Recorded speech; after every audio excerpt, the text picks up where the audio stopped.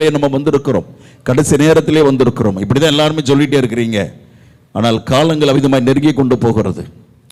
அன்பான தேவனுடைய பிள்ளைகளை ஸ்தோத்திரம். அதில் எல்லா சூழ்நிலையிலும் மாறிக்கொண்டு வருகிறது. மனித வாழ்க்கையில் மனிதர்கள் ஒன்றுமில்லை என்று சொல்லுகிற நிலையில் இன்னைக்கு மாறிக்கொண்டு போகிறது. மனிதனுடைய கண்டுபிடிப்பில் அவிதமாக நடந்து கொண்டிருக்கிறது. மனிதன் கண்டுபிடித்திருக்கிற ஒவ்வொரு கண்டுபிடிப்புகளும் மனிதனுக்கு ரொம்ப பிரயோஜனம் என்று நினைக்கிற வேளையில் அந்த கண்டுபிடிப்பினால் மனிதனுக்கு அநேக ஆபத்துகள் வருகிற ஒரு சூழ்நிலை தான் இன்னைக்கு பார்க்க முடிகிறது. மனிதன் கண்டுபிடித்த கண்டுபிடிப்பில் அவ்வளவு பயங்கரமாக உலகத்தில் மாறிக்கொண்டு போகிறது. கர்த்தருக்கு ஸ்தோத்திரம். அல்லேலூயா. தலையில் சிப்பு பொருத்தி, மூளையில் சிப் என்ற ஒரு சின்ன ஒரு பொருளை பொருத்தி, அல்லேலூயா, அந்த மனுஷனுடைய எல்லாவற்றையும் கண்டுபிடிக்கிறார். எல்லாவற்றையும் கண்டுபிடித்து அவன் சுயஸ்டமாக எதுவுமே பண்ண முடியாத அளவிலே இன்னைக்கு காரியங்கள் மாறிக்கொண்டு போகிறது. வெற்றி அடைந்தோம் என்று எலன் மாஸ்க் என்று சொல்லுகிற ஒரு கர்த்தர் உலகத்தில் பெரிய பணக்காரன் அவிதமாய் சொல்லி கொண்டிருந்தாலும் கர்த்தருக்கு ஸ்தோத்திரம், மனிதர்களுக்கு ஒரு பெரிய ஆபத்து தான் வந்து கொண்டிருக்கிறது. மனித இனத்தை அழிப்பதற்குரிய காரியங்கள் தான் நடந்து கொண்டிருக்கிறது. ஏஐ என்று சொல்லுகிற ஒரு தொழில்நுட்பம் மனிதனுக்கு நிறைய காரியங்களை செய்கிறது என்று நினைத்து கொண்டிருக்கிறார்கள். அதனால தான் ஒரு பெரிய ஆபத்தை மனித உலகத்திற்கு, மனித சமுதாயத்துக்கு வரப்போகிறது. ஒரு பெரிய அழிவு வரப்போகிறது. நிறைய கம்ப்யூட்டரில் கண்டுபிடித்து மனிதர்களுக்கு பிரயோஜனமாக அவர்கள் வைத்திருக்கிறார்கள். ஆனால் அந்த கம்ப்யூட்டர்கள் தான் பெரிய அழிவு வரப்போகிறது. கம்ப்யூட்டரோடு பேசுகிறான், கம்ப்யூட்டரோடு மனிதர்கள் பேட்டி அளிக்கிறான். அந்த ஸ்தோத்திரம் மனிதனுக்கு கண்டுபிடித்த ரோபோட் என்று சொல்லுகிற மனிதர்களுக்கெல்லாம் பெயர் வைத்து அதற்கு சொல்கிற உன் பெயர் இதுதான் என்று சொல்லி ஒரு பெயர் வைத்து அழைக்கிறான். அந்த கம்ப்யூட்டரோடு பேசும் பொழுது எதிர்காலத்தை குறித்து பேசுகிறான், கர்த்தருடைய வருகை குறித்து பேசுகிறார்கள். அது தேவனுடைய வருகை குறித்து சொல்லுகிறது. ஆமென். இந்த வருகை இயேசு கிறிஸ்து வரும் பொழுது அந்த கம்ப்யூட்டரை சொல்லுகிறது, இந்த உலகமெல்லாம் மாறப்போகிறது. உலகத்தில் திடீரென்று மனிதர்கள் மறைந்து போவார்கள். ஒரு பெரிய குழப்படிகள் வரப்போகிறது. பெரிய குழப்பத்தில் உலகம் போக போகிறது. அது தேவனுடைய உபத்திர காலத்தை குறித்து சொல்லுகிறது அந்த கம்ப்யூட்டர். அல்லேலூயா. என்னமோ நினைச்சிட்டு இருக்கீங்க, தேவனுடைய வருகை குறித்து என்னமோ யோசித்து கொண்டிருக்கிறோம். மனிதன் உண்டாக்கின அந்த ரோபோட் என்ற மனித கம்ப்யூட்டர் சிந்திக்கிறது, சிந்தித்து யோசித்து பேசுகிறது. அல்லேலூயா. நம்ம போல மனிதர்களைப் போலவே யோசித்து பேசுகிற ஒரு செயல்பாட்டை அதற்கு கொடுத்திருக்கிறார்கள். நீங்க அன்பான தேவனுடைய பிள்ளைகளை, தேவனுடைய வருகை குறித்து அவ்வளவு அழகாய் நேர்த்தியை சொல்லி கொண்டிருக்கிறது. ஸ்தோத்திரம். நீங்க என்ன செய்ய போறீங்க? நாங்கள் உலகத்தில் நிறைய சட்ட திட்டங்களை கொண்டு வருகிறோம் என அந்த கம்ப்யூட்டரை சொல்லுகிறது. பிறகு மனிதர்களுக்கு கீழ்ப்படினா என்ன செய்வீங்க? மனிதர்களையே கொண்டு போடுவோம், எல்லா மனிதர்களையும் அழித்து நாசம் பண்ணி எங்கள் கம்ப்யூட்டரில் மாத்திரம்தான் உலகம் முழுவதும் இருக்க வேண்டும் என்று நாங்கள் செய்ய போகிறோம் என்று அந்த கம்ப்யூட்டர் சொல்லுகிறது. மனிதன் தனக்காக உருவாக்கினவைகள் மனிதர்களை அழிக்க ஆயத்தமாகி கொண்டிருக்கிற ஒரு கடைசி காலத்திலேயே வந்திருக்கிறோம். அன்பான தேவனுடைய பிள்ளைகளை, இப்படிப்பட்ட ஒரு சூழ்நிலை வரும் பொழுது ஸ்தோத்திரம், அல்லேலூயா, பரிசுத்தமான மக்கள் உலகத்தில் இருக்க மாட்டார்கள்.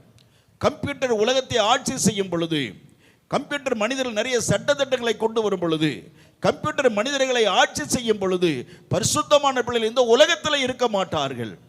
ஆமென். அவர்கள் எல்லாம் தேவனாகிய இயேசு கிறிஸ்துவாய் உலகத்தில் வந்து அவர்கள் பரலோகத்திற்கு எடுத்துக்கொண்டு செல்ல போகிறார். அல்லேலூயா. ஆமென். பரிசுத்தமான மக்கள் யாரும் இந்த உலகத்தில் இருக்க போகிறது இல்லை. ஆகவே நாம் தேவனுடைய வரிகளை எடுத்துக்கொள்ளப்படுவதற்காக இன்றைக்கு நாம் ஆயத்தப்பட வேண்டிய மக்களாக இருக்கிறோம். கடைசி காலத்திலே தேவனுடைய வரிகளை எடுத்துக்கொள்ளப்பட வேண்டும். என்ன செய்வது? எப்போ போல நல்லா தூங்கணும், எப்போ போல காலையில் எழும்புற நீட்டி நிமித்திட்டு பெட் காஃபி கொண்டாமா அப்படின்னு குடிச்சிட்டு ஸ்தோத்திரம் எழுந்து போய் குளிச்சுட்டு ரெடியாக சாப்பிட்டுட்டு உடனே டிஃபன் பிடிச்சிட்டு வேலைக்கு போய் விட வேண்டியது. சாயங்காலம் வீட்டுக்கு வர வேண்டியது. ஒரு சின்ன ஒரு குளியலை போட்டுட்டு ஸ்தோத்திரம் டிவி முன்னால் உட்கார வேண்டியது. ஸ்தோத்திரம் எல்லா காரியத்தை பார்த்து நல்லா சாப்பிட்டு முன்னாடி உடனே படுத்து தூங்க வேண்டியது. பைபிள் எடுப்பதில்லை, வேதம் வாசிப்பதில்லை, வீட்டில் குடும்ப ஜெபம் இல்லை. ஸ்தோத்திரம். இப்படிப்பட்ட காரியம் எல்லாம் இன்றைக்கு மாறிக்கொண்டு போகிறது. இந்த செயல் எல்லாம் குடும்பத்தில் இல்லாமல் போய் கொண்டிருக்கிறது. அருமையானவர்களே, இது சத்துரு பிசாசனமன் மெல்ல மெல்ல மெல்ல கிறிஸ்தவ வாழ்க்கையை அழித்து கொண்டிருக்கிறான். நீ நிறைய பாஸ்டர் வாழ்க்கையில கிறிஸ்தவ வாழ்க்கையை கொஞ்சம் கொஞ்சம் அழித்து கொண்டு போகிறது. வேதமே அநேகருடைய வாழ்க்கையில இல்லை, பைபிள் அநேகருடைய குடும்பங்கள் இல்லை. அநேக காரியங்களே உலகம் கர்த்தருடைய ஸ்தோத்திரம் புகுந்திருக்கிறது. அநேகருடைய உள்ளத்திலே வாழ்க்கையிலே உலகம் புகுந்திருக்கிறது. உலகம் என்றால் பிசாசு. புகுந்தவர்களை நாசம் பண்ணி கொண்டிருப்பதை அநேகர் அறியாமல் இருக்கிறார்கள். ஆகவே தான் அருமையானவர்களே, கடந்த வாரத்தில் நம்ம தேவனுடைய வார்த்தை கேட்டோம். அல்லேலூயா. கர்த்தர் நம்மை அலங்காரம் பண்ணுகிறார். ஆமென். ஆனால் தேவனாகிய கர்த்தர் சொல்லுகிற அலங்காரத்திற்கு இன்னைக்கு மனிதர்கள் கீழ்ப்படுகிறது இல்லை. தேவனாய் கர்த்தர் கொடுக்கிற வெளியேறப்பெற்ற தெய்வீக அலங்காரத்திற்கு, நிரந்தரமான அலங்காரத்திற்கு மனிதர்கள் கீழ்ப்படிவதில்லை.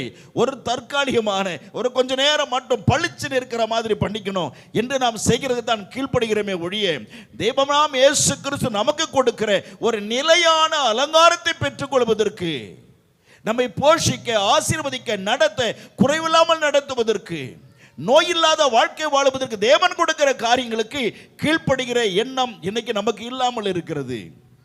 அருமையான தேவனுடைய பிள்ளைகளே, அல்லேலூயா. அதை தான் தேவனை கேட்டு ரொம்ப துக்கத்தோடு கூட ஸ்தோத்திரம் சொல்லுகிறார். ஆமென். என் பிள்ளைகள் எனக்கு கீழ்ப்படியவில்லை என்று தேவன் வேதனைப்படுகிறார். கர்த்தர் ஸ்தோத்திரம். தேவனுடைய வரிக்கு ஆயத்தப்படுவோமாக. உலகத்தில் நடக்கிற காரியங்கள் எல்லாம், சம்பவம் எல்லாம் கர்த்தர் வருவதை நிரூபித்துக் கொண்டிருக்கிறது. இயேசு கிறிஸ்து வரப்போகிற காரியங்கள் உலகமெல்லாம் சொல்லிக் கொண்டிருக்கிறது. சூரியன், சந்திரன், நட்சத்திரங்கள், கிரகங்கள், அல்லேலூயா, இந்த பூமி எல்லாமே இயேசு வரப்போகிறார் என்று சொல்லிக் கொண்டிருக்கிறது. மனித காதிலே அது விழுவதில்லை. அல்லேலூயா. மனித காதிலே அது விழுகிறதில்லை. மனம் போல வாழ்கிறது, மனம் போல ஆடம்பரமாய், மனம் போல நிறைய சாப்பிடணும், விதவிதமாக சாப்பிடணும், விதவிதமாக உடுத்தணும், தப்பு இல்லை. ஆனால் தேவனுடைய வருகைக்காக நீ என்ன செய்கிறீர்கள்? தேவனுடைய வரிகளை எடுத்துக்கொள்ள பிறகு நம்ம என்ன செய்கிறோம்? அதுதான் முக்கியம். இன்னைக்கு அப்படி இருக்கிற நம்மை பார்த்து இன்னைக்கு தேவனுடைய ஆவியானவர் நம்மோடு கூட பேச போகிறார். அல்லேலூயா. ரோமருக்கு எழுதின நிருபம் 12ஆம் அதிகாரம் 2ஆம் வசனத்தை வாசிக்கலாம். ரோமருக்கு எழுதின நிருபம் 12ஆம் அதிகாரம் 2ஆம் வசனத்தை ஒருவர் வாசிக்கலாம். ஸ்தோத்திரம். அல்லேலூயா. நீங்கள் இந்த பிரபஞ்சத்திற்கு ஒத்த வேஷம் தெரியாமல், நீங்கள் இந்த பிரபஞ்சம் இந்த உலகத்துக்கு ஏற்றபடியான ஒரு வேஷத்தை தெரியாமல் போட்டுக்காம, தேவனுடைய நன்மையும் பிரியமும் பரிபூரணமான சித்தம், கர்த்தருடைய பரிபூரணமான சித்தம் என்னதென்று பகுத்து அறியத்தக்கதாக உங்களுடைய மனம் புதிதாகிறதினாலே மறுரூபமாகுங்கள். அல்லேலூயா. என்ன ஆகணுமா? மறுரூபமாக வேண்டும். மனம் புதுசாக மாறணும். அப்பதான் அடுத்த மறுரூபம் நமக்கு கிடைக்கும். மனசு புதிதாய் மாறலைன்னா மறுரூபம் கிடைக்காது. எப்படி இந்த மனசு புதுசாக மாறுகிறது? எப்படி பழச புதுசாக மாற்ற முடியும்? கர்த்தரிட கொடுத்து பாருங்க, பரிசுத்தாவிட்ட கொடுத்து பாருங்க. ஆமென். பலதை அவர் புதிதாக மாற்றி கொடுப்பார். அல்லேலூயா. நான் பழசா இருக்கிறேன் ஆண்டவரே, வா மகனே மகளே வா, உன்னை நான் புதிதாய் மாற்றுகிறேன். அவர் கர்த்தரை சொல்லுகிறார். ஆனால் தேவனுடைய ஆவியானுடைய சமூகத்தில், தேவனுடைய ஆலயத்தில், தேவ சமூகத்தில் அமர்ந்து நாம் அதற்காய் காத்திருப்பதில்லை. தேவ சமூகத்தில் உட்கார்கிற பழக்கமே கிடையாது. தேவ சமூகத்தில் அமருகிற ஒரு பழக்கமே நமக்கு கிடையாது. ஏதோ ஒரு பெயருக்காக ஒரு கிறிஸ்தவ வாழ்க்கை வாழ்ந்து கொண்டிருக்கிறோம். அவங்கள பார்த்தா கர்த்தர் இங்கே சொல்லுகிறார். அல்லேலூயா. மகனே மகளே, இந்த உலகத்துக்கு ஏற்ற வேஷம் போடாதே. உன் சொந்தக்காரனுக்கு ஏற்ற வேஷம் போடாதே. உன் ஊருக்காரனுக்கு ஏற்ற வேஷம் போடாதே. உன் நண்பர்களுக்கு ஏற்ற வேஷம் போடாதே. இந்த வேஷம் போடுகிற கர்த்தர் அருவருக்கிறார். வேஷம் போடாதே, வேஷம் போடாதே. ஒரே மாதிரி இரு. நீ தேவனுடைய பிள்ளை என்பதை ஒரே மாதிரி எல்லா இடத்திலும் நிரூபித்து காட்டு. நீ கர்த்தருடைய பிள்ளை இருக்கிற எல்லா இடத்திலும் நிரூபித்து காட்டு. நீ தேவ ஜனம் என்பதை எல்லா இடத்திலும் நிரூபித்து காட்டு. நீ தேவ ஜனம் என்பதை சொல்லு. நீ கர்த்தருடைய பிள்ளை என்று சொல்லு. அல்லேலூயா. ஆமென். நீ ஏலோகிம் தேவன் என்கிற பெயரை சொல்லு. ஏலோகிம் அருமையான பெயர், கர்த்தருடைய பெயர். ஸ்தோத்திரம். அல்லேலூயா. அதுக்கு எந்த மொழியிலும் அர்த்தமே கிடையாது. மிக அல்லேலூயா கருகலான வார்த்தை, அற்புதமான வார்த்தை. இஸ்ரவேல் மக்கள் அந்த பெயரை சொல்லவே பயப்படுவார்கள். ஸ்தோத்திரம். ஏலோகிம் என்கிற பெயரை சொல்லவே இஸ்ரவேல் மக்கள் ரொம்ப பயப்படுவார்கள். அவ்வளவு ஒரு பயங்கரமான பெயர் தான் ஏலோகிம் என்ற பெயர். நம்முடைய வேதத்தை எழுதி கொண்டு வந்தவங்க அந்த ஏலோகிம்ங்கிற பெயருக்கு அர்த்தம் தெரியாம பராபரன் அப்படின்னு பேர் வச்சாங்க. ஸ்தோத்திரம். அல்லேலூயா. சர்வேஸ்வரன் அப்படின்னு பேரை வச்சாங்க. இன்னும் அது சரியில்லை அப்படின்னு சொல்லிட்டு அல்லேலூயா கர்த்தருக்கு ஸ்தோத்திரம். தேவன் அப்படின்னு பேரை வச்சாங்க. தேவன் என்று பேரை வச்சார்களே ஒழிய உண்மையான பேர் நம்முடைய கர்த்தர் பேர் தேவன் அல்ல, ஏலோகிம். ஆதியிலே ஏலோகிம் வானத்தையும் பூமியையும் சிருஷ்டித்தார். நம்ம பைபிள் எப்படி இருக்கு? ஆதியிலே தேவன் வானத்தையும் பூமியும் சிருஷ்டித்தார். ஆனால் அப்படி வந்திருக்க கூடாது. எப்படி வந்திருக்க கூடாது தெரியுமா? ஆதியிலே ஏலோகிம் வானத்தையும் பூமியையும் சிருஷித்தார். அந்த வார்த்தை ரொம்ப ஆழமான வார்த்தை, மிக அற்புதமான வார்த்தை. கர்த்தருக்கு மகிமை உண்டாவதாக. ஸ்தோத்திரம். அது ஒரு பக்கம் இருக்கட்டும். ஆகவே இந்த ஏலோகம் என்ற தேவனுடைய வருகைக்கு நம்ம ஆயத்தப்பட வேண்டியவர்களாக இருக்கிறோம். அல்லேலூயா. அவரை சந்திக்க ஆயத்தப்படணும். ஆனால் ஆயத்தப்பட வேண்டிய பிள்ளைகள் எப்படி இருக்காங்க? உலகத்துக்கு ஏற்ற வேஷம் போட்டுக்கிட்டு இருக்கிறாங்க, உலகத்துக்கு ஏற்ற நடிப்பு நடிச்சுக்கிட்டு இருக்கிறாங்க. எல்லாரும் நடிகர்களாக இருக்கிறோம். ஆமென். சினிமாவில் நடிக்கிறத விட கிறிஸ்தவங்க நடிப்பு தான் ரொம்ப பயங்கரமான நடிப்பு. ஸ்தோத்திரம். பாஸ்டரை பார்த்தா ஒரு மாதிரி நடிப்பு. ஆமென். தேவனுடைய பிள்ளைகளை பார்த்தா ஒரு மாதிரியான நடிப்பு. தன் ஜாதி ஜனங்களை, சொந்தக்காரங்களை, ஹல்லேலூயா, நண்பர்களை பார்த்தா ஒரு மாதிரியான நடிப்பு. தேவனுடைய பிள்ளையே, தேவன் எல்லாவற்றையும் பார்த்து கொண்டு இருக்கிறார். ஆகவே தான் இந்த கடைசி காலத்தில் நம்மோடு கூட பேசுகிறார். ஹல்லேலூயா. நீ இந்த உலகத்துக்கு ஏற்ற வேஷம் போடாதே, இந்த உலகத்துக்காக நீ நடிக்காதே. தேவன் நடிக்க வேண்டாம் என்று சொல்லுகிறார். தேவனுடைய நன்மை என்பது என்ன என்பது பார், தேவனிடத்தில் எது பிடிக்கும் என்பது பார், கர்த்தர் எது பிரியம் என்பதை பார், இயேசுக்கு எது பிடிக்காது என்பதை பார். அதை பார்த்து கர்த்தர் பிடிக்கலைன்னா தூர எரிஞ்சிரு. ஆனால் நிறைய பேருக்கு மனசு வராது. அல்லேலூயா. நிறைய பேருக்கு மனது வருவதில்லை. மனம் போல வாழ்ந்துட்டு நடித்து கொண்டிருக்கிற ஒரு மோசமான வாழ்க்கை தான் இன்னைக்கு எல்லாரிடத்திலும் இருக்கிறது. இதை பார்த்து பரிசுத்த ஆவியானவர் துக்கப்பட்டு கொண்டு நிறைய சபையில விட்டு வெளியே போய்விட்டார். நிறைய பேஸ்ல விட்டு கர்த்தர் என்றைக்கே விலகி போய்விட்டார். கூலிக்காக மாரடிக்கிற ஊழியக்காரர்கள் தான் நிறைய பேர் வாழ்ந்து கொண்டு இருக்கிறார்கள். கர்த்தருக்காய் வாழுகிற ஊழியக்காரன் ரொம்ப குறைவு. சாப்பாட்டுக்காக, பணத்துக்காக வாழ்கிற ஊழியக்காரன் தான் மலிந்து போய் கிடக்கிறார்கள். ஆடம்பரமான வாழ்க்கைக்காக பைபிளை தூக்கி பாஸ் என்று வந்தவர்கள் தான் நிறைய பேராக இருக்கிறார்கள். கர்த்தருக்காக தியாகத்தோடு கூட, ஆமென், தேவனுக்காக தியாகத்தோடு கூட, ஆண்டவருக்காக உண்மையோடு கூட ஊழியம் செய்கிற மனிதர் இன்னைக்கு ரொம்ப குறைவு. எல்லாமே கெட்டு போய்விட்டது. ஒரு காலத்திலே வல்லமையாய் பிரசங்கித்த, வல்லமையாய் வாழ்ந்த, வசனத்துக்காய் நின்றவர்கள் இன்றைக்கெல்லாம் கர்த்தருடைய விலகி போயிருக்கிறார்கள். உலகத்துக்காக நடித்து கொண்டிருக்கிறார்கள். நடிப்பு. இன்னைக்கு தேவனுடைய பிள்ளை, இன்னைக்கு நம்முடைய சபையில் விதமான நடிப்பு கூடாது என்று கர்த்தர் விரும்புகிறார். அல்லேலூயா. நான் உண்மையாகவே நான் தேவனுடைய பிள்ளை தான், நான் கர்த்தருடைய பிள்ளை தான் எந்த இடத்துலையும் சொல்லணும். தேவனுக்காக வாழ்கிறேன் எந்த இடத்துலையும் சொல்லணும். ஸ்தோத்திரம். சபைக்கு வருகிறோம், ஆனால் வீட்டிற்கு போன பிறகு பூ வைத்துக் கொள்ளுகிறது, சபைக்கு போன சின்ன பொட்டு வைத்துக் கொள்ளுகிறது, பிள்ளைகள் பள்ளிக்கூடமோ காலேஜோ அந்த சின்ன பொட்டு வைத்து அனுப்புகிறது. தேவன் ரொம்ப அருவருக்கிறார் இந்த காரியங்களை பார்த்து. தேவன் இந்த காரியங்களை பார்த்து அருவருக்கிறார். தேவ பிள்ளையே, ஆண்டவராகிய தேவன் உன்னை பார்த்து எவ்வளவு துக்கப்படுகிறார். கல்வாரி சிலுவையில் நான் நடித்தேனா? உலகத்தில் வாழ்ந்த நான் நடித்தேனா? உலகத்தில் வந்து நான் நடித்தேனா? பரலோகத்தில் நான் சுகமாய் இருந்து கொண்டிருந்தேன். பிள்ளையாய் உங்கள் மேல் அன்பு வைத்து உலகத்தில் வந்து நாராய் கிழிக்கப்பட என்னை ஒப்பு கொடுத்தேன். ஸ்தோத்திரம். சிலுவையில் நான் ஒருபோல நடிக்கவில்லை. நான் மெய்யாகவே உங்கள் மேல் அன்பு வைத்து அத்தனை பாடுகளை ஏற்றுக்கொண்டேன். 5780 அடி என் மேல விழுந்த பொழுது நான் உங்களை நினைச்சு பொறுமையாக இருந்தேன். உங்களை நினைத்து வாயை மூடிக்கொண்டிருந்தேன். ஒரு சிறிய வார்த்தை கூட பேசாமல் இருந்தேன். யாருக்காக? உங்களுக்காகத்தானே. இவ்வளவு பாடுகள் உங்களுக்காகத்தான் பட்டு இருந்தேன். என் அன்பு மகனே, மகளே, இன்னைக்கு எப்படி வாழ்ந்துட்டு இருக்க? நான் சிறுவில் உன்னை நடிக்கலையே. ஆமென். என்னை காரி துப்பினாங்க. நான் எவ்வளவு கனம் பெற்ற தேவன் தெரியுமா? எவ்வளவு மகத்துவமுள்ள தேவன் தெரியுமா? என்னை பற்றி உங்களுக்கு தெரியுமா? என் பெயர் எவ்வளவு எப்படிப்பட்ட கனம் உள்ளது தெரியுமா? என் பெயரை சொல்லவே சிறு மக்கள் பயப்படுவார்கள். அப்படிப்பட்ட பெயருக்குரியவராய் இருக்கிற நான் சிலுவிலே தொங்கும் பொழுது, பாடுபடும் பொழுது என்னை எவ்வளவு கேவலப்படுத்தினார்கள், எவ்வளவு அவமானப்படுத்தினார்கள், எவ்வளவு கேவலப்படுத்தி, துக்கப்படுத்தி, துயரப்படுத்தினார்கள், அவமானப்படுத்தினாங்க. அத்தனையும் பொறுத்து கொண்டிருந்தேன். அத்தனை அவமானங்களை சகித்தேன். இன்னைக்கு நம்ம பார்த்து ஒரு சின்ன வார்த்தை யாருன்னு சொல்லிட்டே தாங்க முடியல. ஆனால் அங்கிருந்து அத்தனை பேரும் கர்த்தராம் இயேசு கிறிஸ்துவை அவ்வளவு கேவலப்படுத்த நான் பொறுமையாக இருந்தேனே.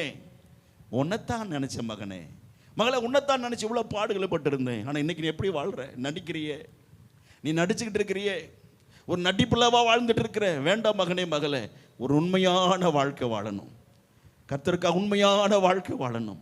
இயேசுவுக்காக உண்மையான வாழ்க்கை வாழ தேவன் விரும்புகிறார். ஒரு உத்தமமான வாழ்க்கை வாழ தேவன் விரும்புகிறார். ஹல்லேலூயா.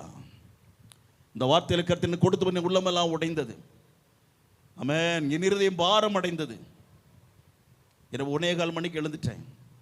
அதுபோல தேவசபையில் பாரத்தோடு உட்கார்ந்து ஜெபித்துக்கிட்டே இருந்தேன். தேவனுடைய பிள்ளையே, இந்த வார்த்தைகளை சிந்தித்து ஆண்டவரே, நான் நடிக்கக்கூடாது. ஆண்டவரே, என்னிடத்தில் இப்படிப்பட்ட காரியத்தை முதல்ல எடுத்து போடுங்க.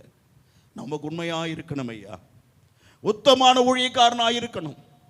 ஒரு உண்மையுள்ள ஊழியக்காரன், நடிக்கிற ஊழியக்காரன் நான் இருக்கக்கூடாது. விசுவாசிலானாலும் சரி, என் பிள்ளைகளிடத்தில் ஆனாலும் சரி, ஆமென், எனக்கு தந்த பேர பிள்ளைகள் ஆனாலும் சரி, யார் இடத்தினாலும் சரி, ஊரார் இடத்தில் ஆனாலும் சரியே, நான் நடிக்கக்கூடாது. ஆண்டவரே, உம்முடைய ஊழியக்காரனாகவே நான் இருக்கணும். உம்முடைய உத்தமுள்ள ஊழியக்காரனா வாழணும். ஆண்டவர், என்னை மன்னிக்கணும், எடுத்து போடுங்க. இரவெல்லாம் ஜெபித்து கொண்டிருந்தேன். அன்பான தேவனுடைய பிள்ளையே, தேவனிடத்தில் நடிக்கிறவளை கர்த்தர் அறிவிருக்கிறார். அநேகர் இன்னைக்கு நடித்து கொண்டிருக்கிறீங்க. தேவ பிள்ளையே, ரொம்ப ஜாக்கிரதை. அவர் சொல்லுகிறார், இந்த உலகத்துக்குரிய, இந்த உலகத்தை கேட்ட வேஷம் போடாம படிக்கல, வசனத்தை வாசிக்கலாம். ஹல்லேலூயா, ஆமென். நீங்கள் இந்த பிரபஞ்சத்துக்கு ஒத்த வேஷம் தெரியாமல் தேவனுடைய நன்மையும், தேவனுக்கு எது நன்மையாய் தெரிகிறது, கர்த்தருக்கு எது நன்மை, அந்த நன்மை மாத்திரம் பிடிக்கணும். கர்த்தர் விரும்புகிற நன்மை அதை மாத்திரம் பிடிக்கணும். உன் நன்மை தேடாதே, உன் நன்மையை பார்க்காத. உனக்கு நன்மைன்னு தெரியலாம். ஒருத்தர் ஒரு 4 பேரை கொலை செஞ்சா, ஏன்டா வெட்டுனேன், எனக்கு அது நல்லது, என் பார்வையில் நல்லது அப்படின்னு சொல்றான். எனக்கு அது நன்மையாய் தெரிஞ்சது. அது கோர்ட் ஒத்துக்கொள்ளுமா? அரசாங்க சட்டம் ஒத்துக்கொள்ளுமா? சொல்லுங்க. ஒருபோதும் அரசாங்க சட்டம் அதை ஒத்துக்கொள்ளாது. ஹல்லேலூயா, ஸ்தோத்திரம். ஆனால் அவன் சொல்லுவான், எஸ், என்னுடைய சைடில், என் பக்கத்தில் நான் செய்தது சரிதான் என்று அவன் சொல்லுவான். ஆனால் இந்திய சட்டம் அப்படி சொல்லாது. கொலைகாரன் என்றால் கொலைகாரன் தான். அதுக்கு என்ன தண்டனையோ அவன் அனுபவித்தே தீரணும். அன்பான தேவனுடைய பிள்ளையே, நம்முடைய நன்மையை தேடாதே. தேவனுக்கு என்ன நன்மை, என்ன அவருக்கு என்ன பிடிக்கும், அதை மாத்திரம் தேடு. தேவனுடைய நன்மையும் பிரியம். ஆண்டவருக்கு என்ன பிடிக்கும், எதெல்லாம் செய்தா கர்த்தருக்கு பிடிக்கும், என் தேவனுக்கு எதெல்லாம் செய்த பிடிக்கும். என்னைக்காவது யோசித்து இருக்கிறோமா? அம்மா, தாயே, அருமை சகோதரன், எதையா யோசித்து இருக்கிறோமா? என் ஆண்டவருக்கு எது செஞ்சா பிடிக்கும், எது செஞ்சா என் ஆண்டவராகி தேவன் பிரியமா இருப்பார், என்னைக்கு யோசித்து இருக்கிறோமா? என்னைக்காவது யோசித்து இருக்கிறோமா? என்னைக்காவது யோசித்து இருக்கிறோமா? நமக்கு பிரியமான காரியங்களை தானே செய்கிறோம். மனைவிக்கு பிரியமான காரியத்தானே செய்கிறோம். அப்பா அம்மாவுக்கு செய்த காரியத்தானே அதை தான் நம்ம செய்துட்டு இருக்கிறோம். சொந்தக்காரங்க பிரியமான காரியத்தானே செய்துக்கிட்டு இருக்கிறோம். ஆனால் தேவனுக்கு பிரியமான காரியம் என்னைக்காவது யோசித்து செய்திருக்கிறோமா? தேவனுடைய பிள்ளை யோசித்து பார். இன்னைக்கு நாம் வாழ்க்கையில நம்ம செய்யறதெல்லாம் கர்த்தருக்கு பிரியமா இருக்கிறதா? என்ன என்ன செய்து கொண்டிருக்கிறோம் தேவனுடைய வாழ்க்கையில? கர்த்தர் ஐம்பது பிள்ளைகள் ரொம்ப கர்த்தர் வேதனைப்படுகிறார். அவருக்கு வருகிற காலத்தில் அவர் ரொம்ப துக்கப்பட்டு கொண்டிருக்கிறார். நான் உடனே போயிட்டா இந்த மகனை விட்டுருவனே, இந்த மகளை நான் இழந்துருவனே என்று அவர் ஒவ்வொரு நாளும் தள்ளி தள்ளி போட்டுக்கொண்டே இருக்கிறார். நாளைக்கு இந்த மகன் சரியாயிருவான், இந்த மகள் நாளைக்கு சரியாகி விடுவாள் என்று ஒவ்வொரு நாளும் கர்த்தர் காத்து கொண்டே இருக்கிறார். உனக்காகத்தான் காலத்தை தள்ளி கொண்டிருக்கிறார். உன் வாழ்க்கை சரியாகவில்லை என்பதற்காகவே கர்த்தர் காலத்தை கடத்தி கொண்டிருக்கிறார். தேவன் வந்துட்டால் உன்னை கைவிட்டா என்ன செய்வது? என் மகனுக்காக சொர்க்கத்தில் ஒரு வீட்டை கட்டி வச்சிருக்கேன், ஒரு மாளிகை கட்டி வைத்திருக்கிறேன், அருமையான மெத்தையில எல்லாம் போட்டு வச்சிருக்கிறேன். என் மகள் இந்த உலகத்தில் பட்ட வேதனைகளுக்கு இளைப்பாறுகிற ஒரு இடத்தை ஆயத்தம் பண்ணி வைத்திருக்கிறேன். அதை வேற யாருக்க கொடுக்கிற மாதிரி ஆயிருமே? வேண்டாம் வேண்டாம், அந்த என் மகனுக்கு தான் நான் தரணும், என் மகளுக்கு தான் தரணும். கர்த்தர் காலத்தை கடத்தி கொண்டிருக்கிறார் உங்களுக்காக. ஆனால் இன்னைக்கு நாம் என்ன செஞ்சுட்டு இருக்கிறோம்? கோழி குப்பையை கிளற மாதிரி கிளறிக்கிட்டே இருக்கிறோம். கோழி குப்பையை கிளற மாதிரி கிளறிக்கிட்டே இருக்கிறோம். கர்த்தர் துக்கப்படுகிறார். கர்த்தர் பிள்ளையே, தேவன் ரொம்ப துக்கப்பட்டு கொண்டிருக்கிறார்.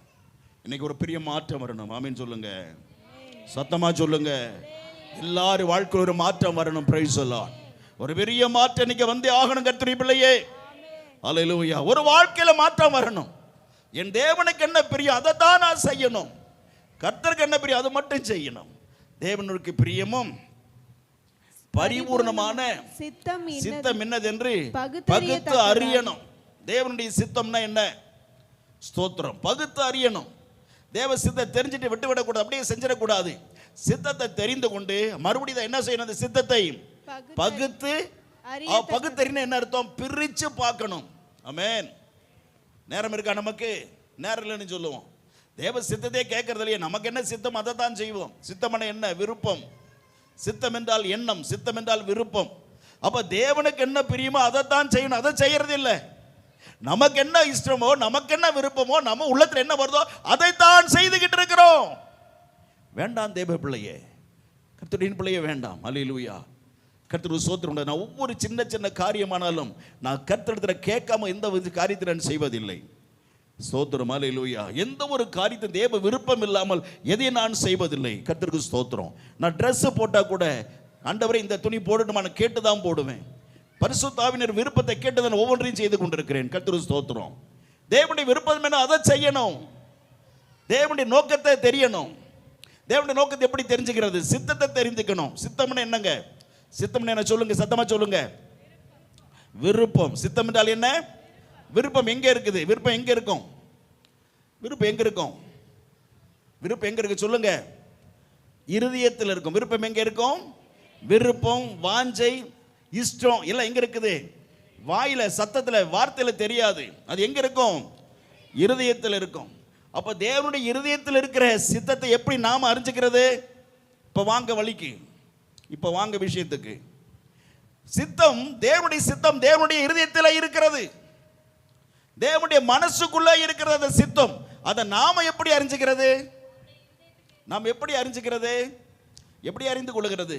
அப்படி சித்தத்தை, அப்படி உள்ளத்தில் இருக்கிறது, தேவனுடைய இருதயத்துக்குள் இருக்கிறத நாம் அறிந்து கொள்ள வேண்டுமானால் அவருடைய இருதயத்துக்கு ஏற்ற நிலையில நாம மாறணும். நம்முடைய இருதயம் தேவனுடைய இருதயம் ஒன்னா மாறணும். நம்முடைய மனசும் தேவனுடைய மனசும் ஒன்னா இருக்கணும். நம்முடைய உள்ளமும் தேவனுடைய உள்ளமும் ஒன்னா மாறணும். அப்ப நம்முடைய இருதயம் அவருக்கு ஏற்றபடி இருந்தா தான் அந்த உள்ளத்திலிருந்து நம்முடைய இருதயத்திற்கு அப்படியே டிரான்ஸ்ஃபார்மர் ஆகும். நம்முடைய இருதயத்துக்கு அப்படியே மாறி வரும். அப்போ அப்படி உள்ளத்தில் உள்ளதை அறிந்து கொள்வதற்கேற்ற ஒரு பரிசுத்தம் நம்முடைய உள்ளத்தில் இருக்கணும். நம்முடைய இருதயம் ஒரு பரிசுத்தமாக இருக்கணும். அதுதான் கண்ட கண்ட காரியத்தை நடிச்சுக்கிட்டு கண்ட கண்ட எண்ணங்களை உள்ளத்தில் போட்டு குழப்பிக்கிட்டு இருக்கிறதுனால நம்முடைய இருதயம் ஒரு சாக்கடை போல் இருக்கிறது. யோசித்து பாருங்க, உள்ளத்தில் என்னெல்லாம் இருக்கு? அசுத்தமான எண்ணங்கள், அருவருப்பான எண்ணங்கள், அல்லது ஆபாசமான எண்ணங்கள், கீழ்ப்படியாத எண்ணங்கள், ஸ்தோத்திரம், எல்லா அக்கிரமங்கள் எல்லாம் நிறைஞ்சு கிடக்கிறது. அல்லேலூயா. சிங்கத்தை போல குணங்கள், புலியை போன்ற குணங்கள், சிறுத்தை போல குணங்கள், யானை போன்ற குணங்கள் எல்லாம் உள்ளத்தில் இருக்கு. சின்ன உள்ளம், ஆனா அதுக்குள்ள இவ்வளவு குணங்கள் அடங்கி கிடந்துட்டு இருக்கிற பொழுது நம்முடைய தேவனுடைய உள்ளத்தில் இருக்கு. நாம எப்படி அறிந்து கொள்ள முடியும்? தேவனுடைய உள்ளத்தில் உள்ளதை எப்படி நம்ம அறிந்து கொள்ள முடியும்? கர்த்தருடைய பிள்ளையே, அப்படி உள்ளத்தில் காரியங்களை அறிந்து கொள்வதற்காக நம்முடைய இருதயம் ஒரு பரிசுத்தமாக்கப்பட்ட இருதயமாய் மாறணும். நம்முடைய இருதயம் பரிசுத்தமாக்க இருதயமாய் மாறணும். அதைத்தான் இந்த செய்தியில கர்த்தருக்கு சித்தமானால் இந்த வாரமும் அடுத்த வாரமும் வேதத்தில் பார்க்க போகிறோம். அல்லேலூயா சொல்லுவோமா? சத்தமா சொல்லுவோமா? ஹல்லேலூயா. தேவனுடைய சித்தத்தை அறிந்து கொள்ளணும். அப்படி உள்ளத்தில் இருக்கிறத அறிந்து கொள்ளணும். அப்படி இருதயத்தில் இருக்கிறத அறிந்து கொள்ளணும். ஸ்தோத்திரம்.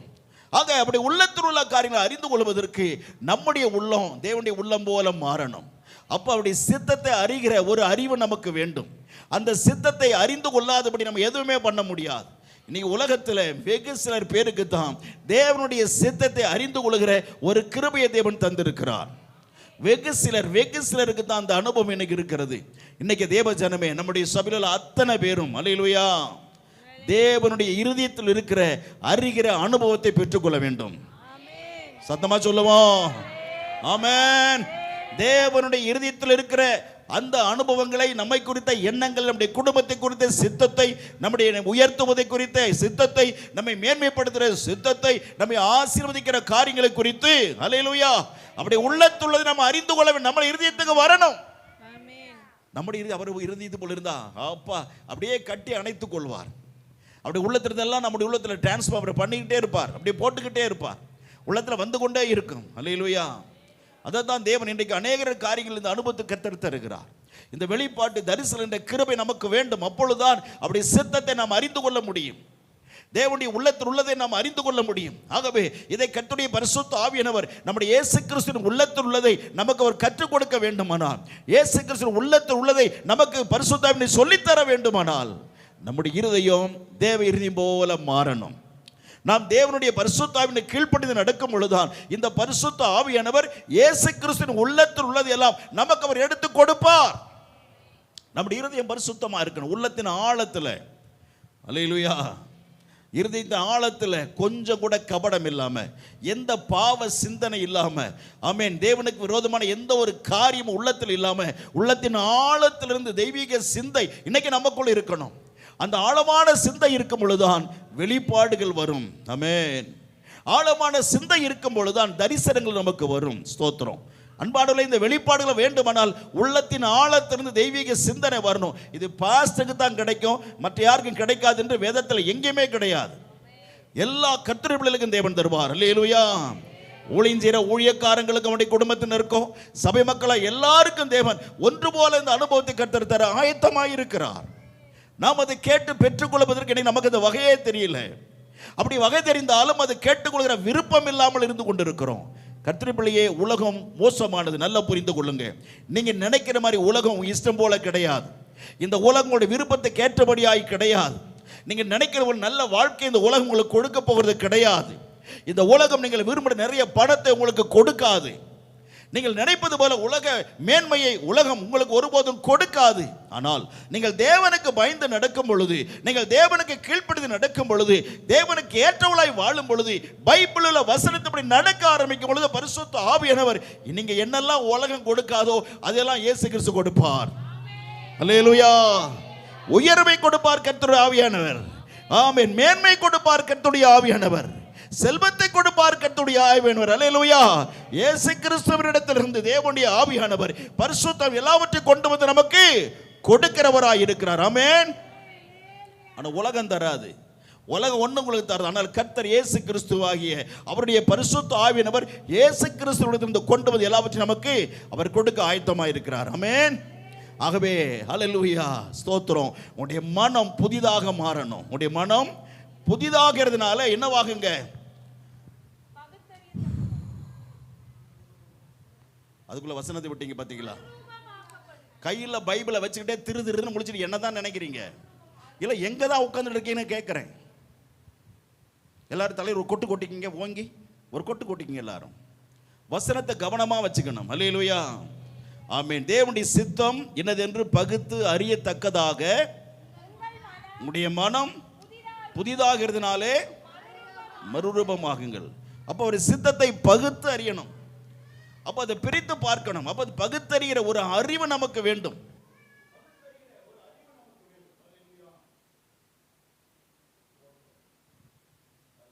கர்த்தருக்கு மகிமை உண்டாதாக. ஸ்தோத்திரம். பகுத்தறியத்தக்க ஒரு அறிவு நமக்கு வேண்டும். பகுத்தறியத்தக்கதான ஒரு அறிவை தேவன் நமக்கு கொடுக்கிறார். அல்லேலூயா. ஸ்தோத்திரம். அல்லேலூயா. பகுத்தறிய ஒரு அறிவு வேண்டும். அறிவு. அறிவுனா என்ன? அறிவுனா என்ன? எல்லாவற்றையும் அறிந்து கொள்ளணும். அல்லேலூயா. ஸ்தோத்திரம். அல்லேலூயா. ஒரு விஷயம் ரொம்ப டேஸ்டா இருக்கு அப்படின்னா அப்படியே சரி சரி அப்படி சிரிச்சா பத்தாது. அது என்ன செய்யணும்? அது சட்னியோட, சாம்பாரோட, கோழிக்குழம்போட, மட்டன் குழம்போட, அல்லேலூயா, ஸ்தோத்திரம், இந்த குழம்புகளோட என்ன செய்யணும்? அந்த இட்லியை தொட்டு சாப்பிட்டா தான் அறியும், அப்போ என்ன டேஸ்ட். ஆகவே ஒரு காரியத்தை அல்லேலூயா நாம் தெளிவாக அறிந்து கொள்வதுதான் என்னது? அறிவு. எல்லாவற்றையும் அறிந்து கொள்ளணும். அப்போ இன்னைக்கு உலகத்தில் எல்லாருக்கும் அறிவு இருக்கு அப்படின்னு சொல்லுவாங்க. உலகத்தில் நிறைய அறிவுன்னு சொல்லுவாங்க. அதை பற்றி நிறைய பேசணும், நமக்கு டைம் இல்லை. அருமையானவர்களே, அறிந்து கொள்ளுதல் என்ற அறிவு நமக்கு எப்படி வரும்? தானியேல் 1ஆம் அதிகாரத்தில் 17ஆம் வசனத்தில் வாசிங்க. தானியேல் 1ஆம் அதிகாரம் 17ஆம் வசனம். சீக்கிரம் சீக்கிரம். இந்த 4 வாலிபரும் ஆமென். தேவன் சகல எழுத்திலும் ஞானத்திலும் அறியும் சம்பத்திலும் ஆமென் சர்மார்க்கத்திலும். ஓ தெய்வமே, இயேசுவே ஸ்தோத்திரம். தெளிவா வாசிமா. ஹல்லேலூயா. கர்த்தருக்கு ஸ்தோத்திரம் உண்டாவதாக. ஆமென். சமத்துவத்திலும் நானே படிச்சிடுறேன், இந்த பிரச்சனையே வேண்டாம், நானே எடுத்து படிச்சிடுறேன். கர்த்தருக்கு ஸ்தோத்திரம் உண்டாவதாக. தானியேல் 1ஆம் அதிகாரம். பைபிள் படிக்க யாருமே இல்லை சர்ச்சில். என்ன ஸ்தோத்திரம். இந்த 4 வாலிபருக்கும் தேவன் சகல எழுத்திலும் ஞானத்திலும் அறியும் சாமர்த்தியத்தையும் கொடுத்தார். அறிந்து கொள்ளுகிற ஒரு பெரிய பலன், ஒரு பெரிய சாமர்த்தியத்தை கர்த்தர் கொடுத்தார். பிறகு பாருங்க என்ன சொல்றாரு? தானியேலை சகல தரிசனங்களையும் சொப்பனங்களையும் அறியத்தக்க அறிவுள்ளவனாக்கினார். சொல்லுவோம், எல்லாவற்றையும் அறிகிற ஒரு அறிவு. Praise the Lord. இதுதான் அறிவு. புரிஞ்சுட்டீங்களா? ஆமென். ஹல்லேலூயா. எங்க இந்தியா விஞ்ஞானி இப்படி கண்டுபிடிச்சார், பயங்கர அறிவு. அமெரிக்கா விஞ்ஞானி அப்படி கண்டுபிடிச்சான், அவனுக்கு பெரிய அறிவு. லண்டன்ல இருக்கிறவன் கண்டுபிடிச்சான், பெரிய அறிவு. நோ. ஹல்லேலூயா. தரிசனங்களையும் சொப்பனங்களையும் அறிகிறதக்க ஒரு அறிவு வேணும். பரலோக வெளிப்பாடுகளை அறிகிற ஒரு அறிவு வேண்டும். இயேசு கிறிஸ்து யார் என்று அறிகிற ஒரு அறிவு வேண்டும். நிறைய பேர் இயேசு இயேசு இயேசுன்னு சொல்லிக்கிறாங்களே ஒழிய அந்த இயேசு கிறிஸ்து என்கிற எலோகிம் தேவன் எப்படிப்பட்டவர் இன்னும் நிறைய பேருக்கு தெரியல. ஆமென். நிறைய பேர் அறிந்து கொள்ளவே விருப்பம் இல்லை. நீங்க கேட்கணும், அப்பா உங்களை பற்றி தெரிஞ்சுக்கணும், கேட்டு பாருங்க, நிறைய காரியத்தை சொல்லி கொடுப்பார். அந்த உள்ளத்தில் கர்த்தர் பேசுவார், உங்களுடைய மனதிலே பேசுவார், தெளிவு அநேக தெய்வ ரகசியங்களை கர்த்தர் வெளிப்படுத்தி கொடுப்பார். ஆமென். இந்த ரகசியங்களை அறிந்து கொள்ளுகிறதுக்கு பேர் என்னது? அறிவு. ஆமென். இந்த தெய்வ ரகசியங்களை அறிகிறதான அறிவு. பணத்தை சம்பாதிக்கணும் அறிவு இல்லை, ஒரு புதுசா ஒரு கண்டுபிடிச்ச அறிவு இல்லை, அதை கண்டுபிடிச்ச இதை கண்டுபிடிச்ச அறிவு கிடையாது. ஸ்தோத்திரம், அல்லேலூயா. அறிவு என்பது தேவனுடைய ஆவினாலே வருகிறதான அறிவு. கர்த்தருக்கு ஸ்தோத்திரம். ஒரு பையனை ஒரு பள்ளிக்கூடத்திலிருந்து வெளியே துரத்திட்டாங்க. அவன் லாய்க்கலன்னு ஒரு லெட்டர் எழுதி அவங்க அப்பாட்ட கூடன்னு சொல்லி கொடுத்துட்டாங்க. ஸ்தோத்திரம், அல்லேலூயா. அவங்க அப்பா அம்மா கர்த்தருக்கு ஒளிச்சு வச்சுட்டு அந்த பையன், அல்லேலூயா, என்ன எழுதியிருந்தாங்க தெரியுமா? உங்க பையனை இனிமேல் ஸ்தோத்திரம் பள்ளிக்கூடத்துக்கு அனுப்பாதீங்க, அவன் படிக்கிறக்க லாய்க்கில்லை, ஏபிசிடி கூட தெரியல, அவர் ஒரு எழுத்து கூட படிக்க லாய்க்கில், அதுவா இனிமேல் பள்ளிக்கூடத்துக்கு அனுப்பாதீங்கன்னு சொல்லி லெட்டர் எழுதி கொடுத்துட்டார் வாத்தியார். அமெரிக்காவில் நடந்தது. ஆனால் அல்லேலூயா, ஏப்பா ஸ்கூல் போல, எனக்கு பிடிக்கல, எனக்கு பள்ளிக்கூடம் போட்டு பிடிக்கல. ஆனால் அவங்க அம்மா அவனை விடலை. அவனை ஜெபத்தில் வச்சு கர்த்தருடைய காரியங்களை போதித்து வேதத்தில் கொடுத்து கற்றுக் கொடுத்து அவனை நல்லா ஜெபிச்சாங்க. என்ன நடந்தது தெரியுமா? ஸ்தோத்திரம், புது புது பொருளாக கண்டுபிடிக்க ஆரம்பித்தான். அல்லேலூயா. புது நிறைய பொருளை கண்டுபிடிச்சான். அமெரிக்க கவர்மெண்ட் அரசாங்கம் அவனை பார்த்து ஆச்சரியப்படுகிறது. அவனை பள்ளிக்கூடத்தில் துரத்தின வாத்தியரெல்லாம் வெக்கப்படுகிறார்கள். நிறைய பொருளை கண்டுபிடிச்சிட்டே இருக்கிறான். நூற்றுக்கணக்கான பொருளை கண்டுபிடித்தான். நமக்கு சர்ச்சில் இருக்கிற பல்ப் எல்லாம் இருக்கு பார்த்தீங்களா, அது அவர் தான் கண்டுபிடித்தது. அல்லேலூயா. அவர் பேர் தான் தாமஸ் ஆல்வா எடிசன். அல்லேலூயா. அமெரிக்காவில் கேட்டாங்க, சார் நீங்க கண்டுபிடிச்ச கண்டுபிடிப்பில் எது சிறந்த கண்டுபிடிப்பு சொல்லுங்க சார்னு கேட்டாங்க. அவர் சொல்றார், நான் கண்டுபிடித்த கண்டுபிடிப்பில் சிறந்த கண்டுபிடிப்பு இயேசு கிறிஸ்து தெய்வம் என்று கண்டுபிடித்தேன். அல்லேலூயா. எவ்வளவு பெரிய அறிவாளி பார்த்தீங்களா? அல்லேலூயா. ஒரு முட்டாளை அறிவாளி ஆக்கிற தேவனாகிய கர்த்தர். Praise the Lord. ஆக வசனத்தில் தேவனுக்குள்ள கிறிஸ்துவுக்குள்ள அவங்க அம்மா வழி நடத்தினாங்க, அறிவுள்ளவராய் மாற்றினார். இன்னைக்கு நம் பிள்ளைகளுக்கு நாம் இப்படிப்பட்ட கர்த்தருக்குள்ள தேவனுடைய காரியங்களுக்குள்ள வசனத்துக்குள்ள பிள்ளை வழி நடத்தணும். ஆமென். நம்ம சின்ன பாஸ்டர் அடிக்கடி சொல்லுமா, பிள்ளைக்கு வசனம் சொல்லி கொடு, ஜெபத்தில் வழி நடத்து. நீங்க படுக்கும் பொழுது பிள்ளைய முழங்கால் போட்டு ஜெபம் பண்ண வச்சு படுக்க வை. ஒவ்வொரு நாளும் கர்த்தருடைய காரியத்தை சொல்லிக் கொடு என்று சொல்லு. ஏன்னா எங்க அப்பா என்னை அவிதமாய் வளர்த்தினார். கர்த்தருக்கு ஸ்தோத்திரம். அல்லேலூயா. நான் இன்னைக்கு கர்த்தருக்கு வைராக்கியம் இருக்க காரணம், எங்க அப்பா என்னை ஆண்டவருக்குள்ள கர்த்தருக்குள்ள வழி நடத்தினால தான் இவ்வளவு வைராக்கியமாய் என்னை ஆண்டவருக்காக கர்த்தருடைய பெரிய கிருபையினாலே 52 வருஷமாய் அவர் ஊழியம் செய்கிற பெரிய பாக்கியத்தை தேவன் எனக்கு தந்தார். கர்த்தருக்கு ஸ்தோத்திரம். கர்த்தருடைய பிள்ளைகளே, வைராக்கியமா இருக்கிற அறிவு நமக்கு வேண்டும். ஆகவே தான் மனம் புதிதாகிறதுனாலே மறுரூபமாகுங்கள். மனம் புதுசா மாறணும். எப்படி மனசு புதுசா மாறுறது? மனசு எப்படிங்க புதுசா மாறணும்? மனசு புதுசாக மாறுமா? எங்கே அது ஒரு இடமெல்லாம் இருக்குங்களா? ஹாஸ்பிட்டலெல்லாம் இருக்குங்களா மனது புதுசாக மாற்றுறதுக்கு? யாராவது அப்படி மாற்ற முடியுமா? டாக்டர்ஸ் யாராச்சும் இருக்காங்களா? யாருமே கிடையாது. நிறைய டிட்டர்ஜென்ட் பவுடர்லாம் நிறைய வந்திருக்கு, வாஷிங் லிக்யூட் நிறைய வந்திருக்கு. அதெல்லாம் போட்டு அப்படியே புதுசாக மாறிடுமா? துணியில் அழுக்கு போய் துணி புதிதாக மாறலாம். ஸ்தோத்திரம். வீட்டில் பொருட்கள் ஒருவேளை புதிதாக மாறலாம். ஆனால் மனித இருதயத்தை புதிதாக மாற்ற முடியாது. மாற்றுகிற ஒரே ஒரு தேவன் இயேசு கிறிஸ்து மாத்திரம்தான். அல்லேலூயா. மனிதனுடைய இருதயத்தை, மனிதனுடைய மனசை புதுசாக மாற்றுகிறவர் இயேசு கிறிஸ்து மாத்திரம்தான். புதுசாக மாற்றணும்னு சொல்லுகிறார். ஏன் புதுசாக மாறணும்? மனசு புதுசாக மாறணும். ஏனென்றால் அது தேவனாய் கர்த்தர் நமக்கு தருகிறார். அருமையானவர்களே, இந்த அனுபவம் நமக்கு வேண்டும். ஸ்தோத்திரம். அல்லேலூயா. இஸ்ரேலுக்கு முதல் ராஜாவாக இருந்தவன் யார் தெரியுமா? சவுல் என்ற ஒருவன்.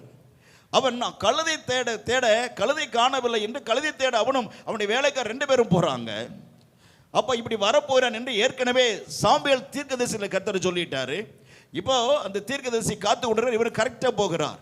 இவங்க 2 பேரும் போய் அவர்கிட்ட கேட்டு எங்கே தெரிஞ்சுக்கலான்னு சொல்லிட்டு, ஐயா எங்கள் கழுதை காணாமல் போயிடுச்சு ஐயா, ஆகவே அந்த கழுது எப்படியாச்சும் கிடைச்சா பரவாயில்ல, 3 நாள் ஆச்சு நாங்கள் தேடுறோம், எங்கள் கழுதையெல்லாம் கிடைக்கல. கழுதுனா 1-2 அல்ல, நிறைய கழுதைகள். ஆகவே இதை காணவில்லை. இப்போ பாருங்க, ஆண்டவர் ஒரு மனிதனை மாற்றுவதற்கு என்னவெல்லாம் செய்கிறார். இதுபோல் நம்முடைய வாழ்க்கையில் இழப்பு வந்துச்சுன்னா ஏதோ ஒரு காரியம் நடக்க போகுதுன்னு அர்த்தம். அல்லேலூயா. கர்த்தருக்கு ஸ்தோத்திரம். அல்லேலூயா. 1 சாமுவேல் 10ஆம் அதிகாரத்திலே கர்த்தருக்கு ஸ்தோத்திரம். அல்லேலூயா. ஆமென். 5வது வசனத்தை நம்ம வாசிக்கலாம். 6வது வசனம். 1 சாமுவேல் 10ஆம் அதிகாரம் 6வது வசனம்.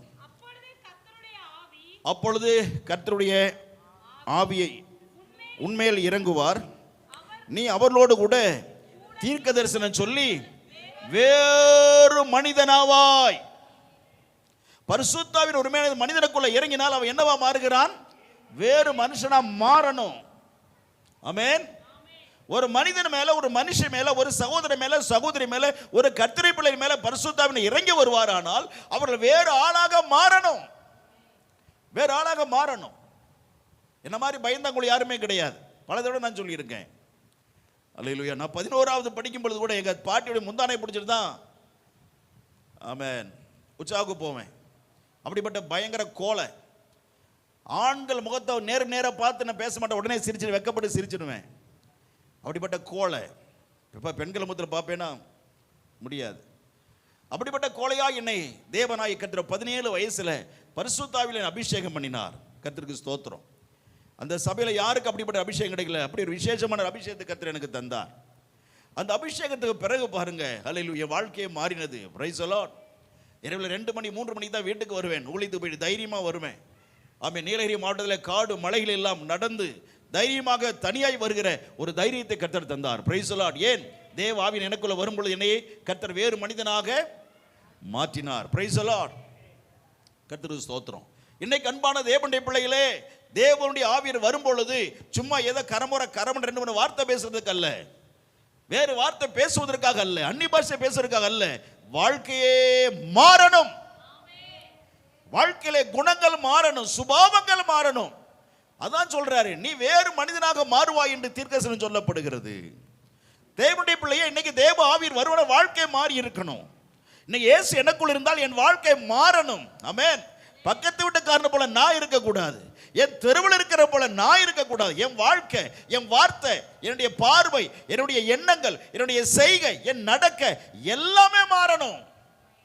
ஸ்தோத்திரம். பரிசுத்தாவின் வருவாரானால் நடக்க எல்லாமே மாறணும். கர்த்தருடைய பிள்ளையே, வேறு ஆளாக மாற்றப்பட வேண்டும். அல்லேலூயா. ஆமென். ஸ்தோத்திரம். ஏய், உன்னை பார்த்தா அந்த ஆள் கூட இருந்த மாதிரி தெரியும். ஏமா போமா, எப்பா உன்னை பார்த்து அங்க மாதிரி தெரியும். சே, கிடையவே கிடையாதுப்பா, சத்தியமா தெரியாதுப்பா. அவன் யாரோ நான் யாரோ சத்தியமா கண்ண கண்ட வார்த்தையில சொல்லி அல்லேலூயா சபிக்கிறான், கேவலப்படுத்தி சத்தியமா தெரியாது என்று சொல்லி சொன்னவன் தான் இந்த பேதுரு. இயேசு அவ்வளவு கேவலமா பேசுறான். அவன் யாரோ நான் யாரோ உள்ள குறுகுறுன்னு சொல்லுகிறது. ஏய், கொஞ்ச நாளைக்கு முன்னால அவர் தான் ஜீவனுள்ள தேவனாகிய கர்த்தர்னு சொன்ன ஸ்தோத்திரம் உள்ள சொல்லுது.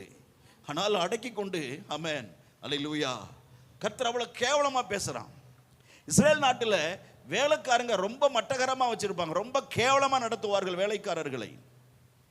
இன்னைக்கு நம்ம வீட்டில் வேலைக்காரங்களை எல்லாம் ரொம்ப சரிசமா வச்சுக்கிறாங்க. நீ சில வீட்டில் பிள்ளைகளை போல வச்சுக்கிறாங்க, குடும்பத்தில் ஒரு நபரை போல வைத்து வேலைக்காரங்களை நடத்தி கொண்டிருக்கிறார்கள். ஆனால் இஸ்ரேல் நாட்டில் அப்படி கிடையாது. வேலைக்காரர்களுக்கு மரியாதை கிடையாது, மதிப்பு கிடையாது. அவர் அடங்கி ஒடுங்கி அடிமைகளாக இருக்கணும். அந்த வேலைக்காரன் கூட இயேசுவை நிந்திக்கிறான். அதில் ஒரு வேலைக்காரி சொல்கிறேன், ஏய் உன்னை பார்த்தா நான் அந்த இயேசுவோடு இருந்த மாதிரி தெரியுது, அப்படியே போமா ஏமா உசுரை வாங்குற, அவன் யாரோ நான் யாரோ அப்படி சொன்னவன்.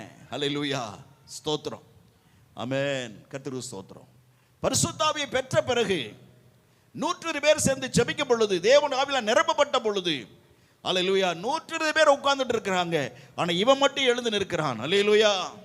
பிரசங்கிக்க ஆரம்பிக்கிறான், தேவனுடைய வார்த்தையை பேச ஆரம்பிக்கிறான். ஒரு வேலைக்கார பெண்ணுக்கு பயந்தவன், இஸ்ரேல் நாட்டிலே வாய் திறக்க முடியாத ஊமையாக அடிமையாய் கிடந்த ஒரு சின்ன சாதாரண பெண்ணுக்கு பயப்பட்டவன் இன்னைக்கு தைரியமாய் பிரசங்கிக்கிறான்.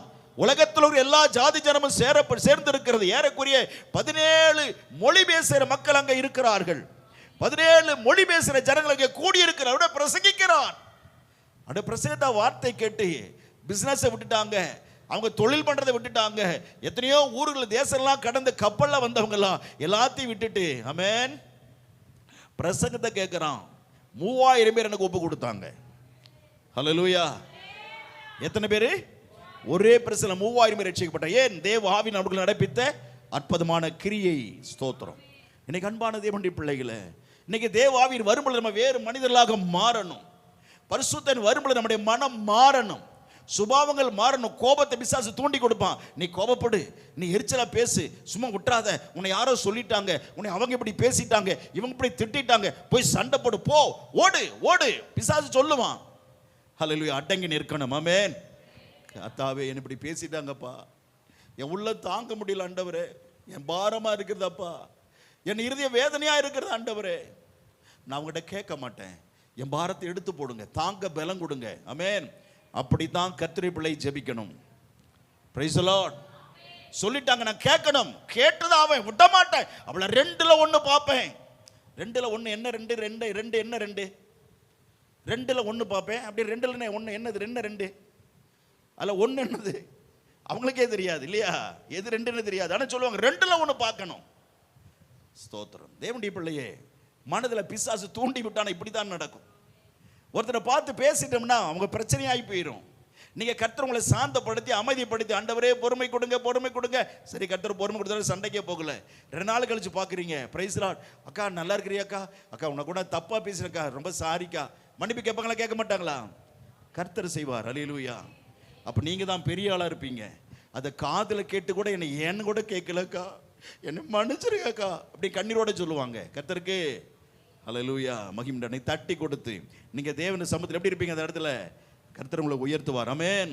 பரலோகமே களி கூறும், பரலோகமே கைதட்டும் உங்களை பார்த்து. கர்த்தருடைய பிள்ளை அப்படிப்பட்ட ஒரு சாட்சியாய் நடக்கணும். சண்டை போட்டிங்கன்னா விரோதம் வந்துடும், மூஞ்சி பார்த்து பேச முடியாது. அல்லேலூயா. அடிக்கடி நான் சொல்றது அதுதான். அல்லேலூயா. நாளைக்கு நம்ம மூஞ்சி பார்க்கணும். ஆமென். அநேக இடத்துல நான் சொல்றது அதுதான், நாளைக்கு முகத்தை நம்ம பார்க்கணும். ஆகவே சண்டை இல்லாமல் இருக்கணும். ஆமென். எந்த நேரத்தில் சமாதானம் போகணும். ஆகவே வேறு மனிதர்களாக மாறணும். நீ கர்த்தருடைய அருமையான பிள்ளைகளை, ஹல்லேலூயா, கர்த்தர் ஸ்தோத்திரம்ன்றதாக மாறணும். ஏன் தெரியுமா? நம்ம எப்படிப்பட்டவங்களா இருந்தோம் தெரியுமா? முதல்ல நம்ம எப்படிப்பட்டவங்களா முதல்ல இருந்தோம் தெரியுமா? தெரிஞ்சுக்கலாமா? வாசிங்க வாசிங்க எபேசியர்ல 2ஆம் அதிகாரம் 3ஆம் வசனம். எபேசியர் 2ஆம் அதிகாரம் 3ஆம் வசனத்தை வாசிக்கலாம். அவைகளில் ஆமென் நீங்கள் முற்காலத்தில் முந்தின காலத்திலே இவ்வுலக வழக்கத்தில் இந்த உலகத்தின் வழக்கத்தின்படி கீழ்ப்படியாமையாய் பிள்ளைகளிடத்திலே இப்பொழுது கிரியை செய்து வருகிற ஆகாயத்து அதிகார பிரபுவாகிய ஆவிக்கேற்றபடியாகவும் நடந்து கொண்டீர்கள். பிசாசுக்கு ஏற்றபடி நடந்துகிட்ட. முன்னால எப்படி நடந்த நாம சொல்லுங்க?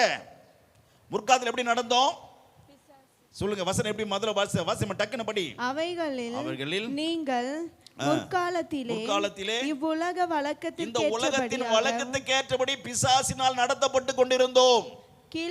ஆமென். இந்த உலகத்திலே ஹல்லேலூயா கீழ்ப்படியாம இருக்கிற பொல்லாத பிசாசு இந்த உலகத்துல நடத்துற மாதிரி நம்மளையும் நடத்திக்கிட்டு இருந்துச்சு.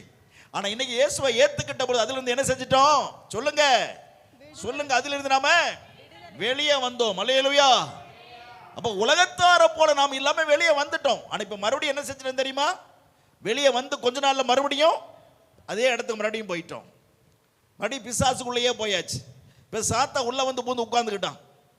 எந்த பிசாசு உள்ள வருதோ அந்த பிசாசு கேட்டபடிதான் நம்ம நடப்போம். எந்த பிசாசு நம்முடைய உள்ளத்தில் இருந்து எரிச்சலை கொடுக்கிறதோ அந்த எரிச்சலாகவே இருப்போம். எரிச்சல் பிசாசு வந்துருச்சுன்னு வைங்க, மனைவிக்குள்ள அப்படியே குர்ன்னு இருந்துட்டு இருப்பாங்க. எரிச்சலா இருக்கு, மூஞ்சியை பார்த்தாவே கடுக போட்டீங்கன்னா சட்டு போட்டு கடுகெல்லாம் பொரிஞ்சிடும். அவ்வளவு முகம் மூர்க்கமா வச்சுக்கிட்டு இருப்பாங்க. வீட்டுக்கு ஐயா வர்றாரு, அம்மா எப்படிமா இருக்கிறேன்? அதெல்லாம் ஒன்றும் குறைச்சல் இல்லை. ஏமா அப்படி பேசுற? சரிதான் போங்க. ஏமா நான் என்னம்மா பண்ணேன்? போங்கன்னு சொன்னா சொல்லிட்டேன், அவ்வளவுதான். திரும்பி பேசாம போங்க. புருஷன் பேசுற என்ன காரணம்? மனைவிக்கு தெரியறது இல்லை. உள்ள யார் உட்கார்ந்துட்டு இருக்கா? சொல்லுங்க சகோதரி. உள்ள பேய் பிசாசு கொண்டான் எப்படி இருக்கும்? அப்படிதான். புருஷனுக்கு மரியாதை கிடையாது, எதுவும் கிடையாது. பிள்ளைல அம்மா ஏய் கொண்டு ஓட வேண்டி தொலைச்சிடும், ஓடி போயிரு. ஸ்தோத்திரம். அருமையான தேவனுடைய பிள்ளைகளை, நாம் தேவனுடைய பிள்ளை என்பது மறந்து போகாதிருங்கள். நாம் தேவனுக்காக உருவாக்கப்பட்டவர்கள், பிசாசுக்காக அல்ல. ஆதாம் ஏவாள் கையிலிருந்து அதிகாரத்தையும் உலகத்தை பிடுங்கினவன் மனித இனத்தையும் மனித குலத்தையும் பிடுங்கி தன்னுடைய கட்டுப்பாட்டில் வைத்து இயேசுவுக்காக வாழ வேண்டிய பிள்ளைகள் இன்னைக்கு சாத்தானுக்காக வாழ்ந்து கொண்டிருக்கிறார்கள். இன்னைக்கு பிசாசுக்காக வாழ்ந்து கொண்டிருக்கிறார்கள். தேவ பிள்ளையே, கீழ்ப்படியாமல் நடக்க முடியாது. கீழ்ப்படிவது கிடையாது. புருஷன் வந்தா போ. ஏன்? பிசாசு உள்ள உட்கார்ந்துட்டு இருக்கான். மனசுக்குள்ள பிசாசு ஏறி அப்படியே உட்கார்ந்து கான்கிரீட் போட்ட மாதிரி உட்கார்ந்துட்டு இருக்கான். ஸ்தோத்திரம். ஆசீர்வாதத்தை குறித்து பேச முடியும், ஆனால் என்னை ஆண்டவர் அனுமதிக்கவில்லை. அல்லேலூயா. ஆசீர்வாதம் எப்படி கிடைக்கும், ஆசீர்வாதம் எப்படி, பணம் எப்படி கிடைக்கும், அதை பற்றி பேச எனக்கு தெரியும். ஆனால் கர்த்தரை அவ்விதமாய் பேச அனுமதிக்கவில்லை. கர்த்தருடைய பிள்ளையே, பிசாசு உள்ள ஏறி உட்கார்ந்தால் எல்லார்கிட்டையும் எரிச்சலா இருப்போம். கோபம் வந்துருச்சுன்னா எல்லார்கிட்டையும் கோபமா இருப்போம். எட்டே உதைப்போம், பாத்திரமெல்லாம் பறக்கும். ஏன்? உள்ள பிசாசு. ஆக்ரோஷமாய் நடந்து கொண்டிருப்போம். இதனால் என்ன விளைவு? ஊர்ல யார் மதிப்பா? புருஷன் மதிப்பானா பிள்ளைகள் நாளைக்கு மதிப்பார்களா? பிள்ளைகள் கூட நேசிப்பார்களா? நீ செய்கிற அராஜகத்தில் உன் பிள்ளை நாளைக்கு எப்படி நேசிக்க முடியும்? பிள்ளை உள்ளத்தில் எல்லாம் பதிஞ்சிடும். என்ன பிள்ளை பார்த்துக்கிட்டே இருப்பான். இன்னைக்கு அம்மா செஞ்ச காரியம், அப்பா செஞ்ச காரியத்தை பார்த்துக்கிட்டே இருப்பான். நாளைக்கு பிள்ளை வளர்ந்த பிறகு என்ன செய்வான்? அப்பா பார்த்து என்ன செய்வான்? என்ன செய்யறான் புருஷன், என்ன செய்யறான்னு கேட்பான் அம்மா கிட்ட. அம்மாட்ட என்ன கேட்பான் பையன்? என்ன சொல்லுவான்? எங்க அப்பான்னு சொல்ல மாட்டேன். என்ன சொல்லுவான்? புருஷன் என்னம்மா பண்றான்? அப்பான்னு மரியாதை போச்சா? ஏன்னா அப்பா நடந்துகிட்டது அப்படி வீட்டில். ஸ்தோத்திரம். அம்மா மகனே, வாய் மூடு, பெரிய இவ மாதிரி பேசுற மகனே. என்ன மகனே? என்ன மகன்? என்ன என்னப்பா திடீர்னு இப்படி பேசுற? சும்மா அடங்கு. அம்மாவுக்கு மரியாதை இல்லை, அப்பனுக்கு மரியாதை இல்லை. ஏன்? அவர்கள் நடந்து கொண்ட விதம் அப்படி. உங்க பிள்ளைகளை உங்களை பார்த்து கொண்டிருக்கிறார்கள். ஆக்ரோஷமாய் ஆத்திரமாய் நடந்து கொண்டிருந்ததை உங்கள் பிள்ளைகள் உங்களை பார்த்து கொண்டிருக்கிறார்கள். தேவனுடைய பிள்ளையை ஜாக்கிரதையா இருங்க. இன்னைக்கு நாம மாறணும். ஆமென். சொல்லுங்க, நான் மாறணும். சத்தமா சொல்லுங்க, நான் மாறணும். அல்லேலூயா. பரிசுத்தாவி வருகிறவன் நீ வேறு மனிதனாவாய், வேறு ஆளாக நீ மாறி விடுவாய். மன புதிதாக மாறணும். அதான் சொல்லுகிறார் ஸ்தோத்திரம் ரோமர் 12:2. புதிதாய் மாறணும் மனசு. மனசு தான் எல்லாவற்றுக்கும் காரணம். நல்லா புரியுங்க. கால் பேசாது, கை பேசாது, காது பேசாது, மூக்கு பேசாது. எது பேசும்? என்னங்க பேசும்? சத்தமா சொல்லுங்க. வாய் பேசும். என்ன பேசும்? வாய் பேசும். வாய் எப்படி பேசும்? வாய் பேசுமா?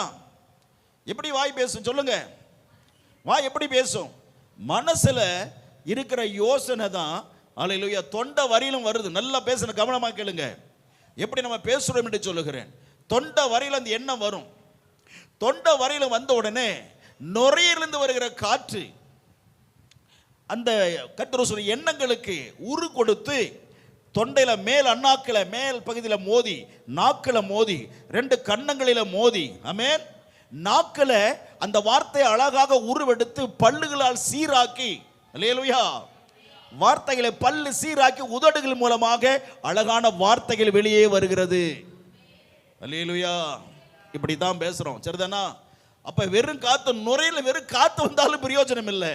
அந்த காத்து என்னவா மாறணும்? சொல்லுங்க, என்னவா மாறணும்? ஐயோ, யாரும் சொல்ல மாட்டேங்கிறீங்களே. ஆமென். என்னவா மாறணும்? வார்த்தையாக மாறணும். அல்லேலூயா. அப்போ நுரையீரலில் வருகிற காற்று வார்த்தையாக மாற வேண்டுமானால் இருதயத்திலிருந்து வருகிற, உள்ளத்திலிருந்து வருகிற, மனசிலிருந்து வருகிற எண்ணங்கள் காற்றோடு இணைந்து வார்த்தையாக வெளியே வர வேண்டும். Praise the Lord. புரிஞ்சுட்டீங்களா எப்படி வார்த்தை வருதுன்னு? இப்படி தான் பேசுகிறோம். சரி, இப்படி பேசுகிற நாம் அல்லேலூயா உள்ளத்திலிருந்து எரிச்சல் வந்துச்சுன்னா அந்த வார்த்தை எப்படியா வரும்? எரிச்சலா வரும். உள்ளத்துல பிசாசு இருந்து கோபத்தை கொடுத்தானே எப்படிப்பட்ட வார்த்தை பேசுவோம்? கோபமான வார்த்தை பேசுவோம். ஜாக்கிரதையா இருந்து கர்த்தருடைய பிள்ளையே, இயேசு சீக்கிரம் வரப்போகிறார். என் தேவனாக இயேசு கிறிஸ்து, ஆமென், நம்மை கட்டி அணைத்து முத்தம் கொடுத்து நம்மை பாராட்டி சீராட்டி வைத்து, என் மகனே மகளே சீக்கிரமா வந்துரு, சீக்கிரமா வா, நான் வர்றேன், நான் வந்து கூட்டிட்டு போறேன்னு சொல்லி அவர் எல்லாம் ரெடி ஆக்கிட்டு இருக்கார். ஆனால் இன்னைக்கு நாம் அந்த உள்ளத்தில் எப்படி இருக்கிறோம்? உள்ளத்தில் சாத்தானை கொண்டு வந்து குடியிருக்க வச்சு குழப்பத்தோடு வாழ்ந்துட்டு இருக்கிறோம். அதனால தான் கர்த்தருக்கு ஸ்தோத்திரம் உண்டாவதாக, நாம் பழைய முற்காலத்திலே வாழ்ந்தது போல இனி நாம வாழக்கூடாது. ஆமென் சொல்லுங்க. முற்காலத்தில் மனுஷங்க வாழ்ந்தாங்க. ஆனால் இயேசு கிறிஸ்து உலகத்தில் வாழ்ந்து மரித்து ரத்தம் சிந்தி அடக்கம் செய்யப்பட்டு உயிரோடு எழுந்ததினால இன்னைக்கு மனுஷனுடைய வாழ்க்கையை மாற்றும்படியாய் பரலோகத்தில் சென்று அவர் பரிசுத்தாவியை அனுப்பி கொடுத்து வேதத்தை எழுதி கொடுத்து இருக்கிறார். அவர் எழுதி கொடுத்த வேதத்தின்படி பரிசுத்தாவியை போதிக்கிறபடி வாழும் பொழுது வாழ்க்கை மாறுகிறது. அல்லேலூயா. அப்படிப்பட்ட வாழ்க்கை மாறும்படியாய் இன்னைக்கு பரிசுத்த நமக்குள்ளாக அவர் கிரியை செய்து கொண்டிருக்கிறார். அன்பான தேவனுடைய பிள்ளைகளே, ஆகவேதான் அல்லேலூயா ரோமர் 12:2 வாசிக்கும் பொழுது கர்த்தருக்கு ஸ்தோத்திரம், உள் மனம் புதிதாகிறதுனாலே மறு ரூபம் ஆகுங்கள். எப்படி மறு ரூபம் ஆகணும்? ஏன் மறு ரூபம்? அப்படின்னா வேற ரூபம் என்ன? இப்போ ஏன் வேற ரூபம் வரணும்? அப்படின்னா எப்படி மனுஷனை உண்டாக்கினாரு? ஆதியாகமம் அதிகாரம் 6 வசனம், ஆதியாகமம் முதல் 20 சீக்கிரம் கர்த்தருடைய பரிசுத்தத்துக்கு ஸ்தோத்திரம். அல்லேலூயா. ஆமென். நமது சாயலாகவும் நம்ம ரூபத்தின்படியேயும் மனுஷனை வேதத்தை மட்டும் உண்டாக்குவோமாக. ஒரு எழுத்து கூட பெசக விட்டுட்டீங்க, அர்த்தமே இல்லாம போயிடும். வேதத்தை ரொம்ப ஞானமாய் பரிசுத்தம் எழுதி இருக்கிறார். ஒவ்வொரு வார்த்தையில நிறைய சுருக்கங்கள் ரகசியங்கள் மறைந்து இருக்கிறது. ஆகவே இங்க பாருங்க, தேவன் ஏலோகிம் நமது சாயலாகவும் நமது ரூபத்தின்படியேயும் மனுஷனை உண்டாக்குமாக என்றார். ஏலோகிம் என்றால் பிதா, குமாரன், பரிசுத்தம் என்ற மூன்று திருத்துவம் அந்த ஏலோகிம் என்ற வார்த்தையில் அடங்கி இருக்கிறது. ஏலோகிமின் பன்மையில் இருக்கிறது. தேவன் என்றால் ஒருவர் தான். தேவன் என்றால் ஒருவரை குறிக்கும். ஆனால் ஏலோகிம் என்றால் திருத்துவத்தை குறிக்கும். பிதா, குமாரன், பரிசுத்தாவிக்கிற அந்த மூன்று பேர்ல பன்மை இருக்கிறது. கர்த்தருடைய நாமத்திற்கு ஸ்தோத்திரம். ஆகவே ஏலோகிம் நமது சாயலாகவும் நமது ரூபத்தின்படியேயும் மனுஷன் உண்டாக்குவோம்னு சொன்னார். யார் மாதிரி? நமது அப்படின்னு என்ன அர்த்தம்? ஒருவர் அல்ல. யார் அவர்? மூன்று பேர். Praise the Lord. மூன்று பேர்னா மூன்று உருவங்கள் அல்ல, மூன்று நிலையில கிரியை செய்கிற ஒரே தேவன். அல்லேலூயா, கர்த்தருக்கு ஸ்தோத்திரம். சரி, இந்த ஆண்டவர் என்ன செய்கிறார் என்றால், கர்த்தருக்கு மகிமை உண்டாவதாக, அவருடைய ரூபத்தின்படியே மனுஷனை ஆண்களை பெண்களை உண்டாக்கலான்னு சொன்னார். அப்புறம் அவருடைய சாயலாக ஆண்களை பெண்களை உண்டாக்கலான்னு சொன்னார். சரிதானா? அப்ப தேவன் எப்படிப்பட்டவராய் இருந்தார்? நம்ம போல இருந்தார். அல்லேலூயா. அதான் நம்ம இப்ப இருக்கிறதான் சாயல். இப்ப இருப்பதா நம்முடைய தேவனுடைய சாயல்ல நாம் இன்றைக்கு இருக்கிறோம். இது தேவனுடைய சாயல். ஆனால் தேவனுடைய ரூபம் அவர்களுக்கு இருந்துச்சு. அந்த ரூபம் தான் அவர்களை மறைத்து கொண்டிருந்தது. அல்லேலூயா. அந்த ரூபம் அவர்களை மூடிக்கொண்டிருந்ததுனால தான் அந்த தேவனுடைய சாயல் அவர்களுக்குள்ள வந்தது. அந்த தேவனுடைய ரூபம் தான் தினந்தோறும் கர்த்தர் வரும் பொழுது ஓடி போய் அவரை கட்டிப்பிடித்து மடியில் ஏறி ஆதாம் ஏவாளை உட்கார்ந்து அவரோட பேச வைத்தது அந்த ரூபம். தேவனுக்கு அவர்களுக்கு இணைப்பை கொடுத்தது அந்த ரூபம். தேவனுடைய சகவாசம் கொள்ள வைத்தது அந்த ரூபம்.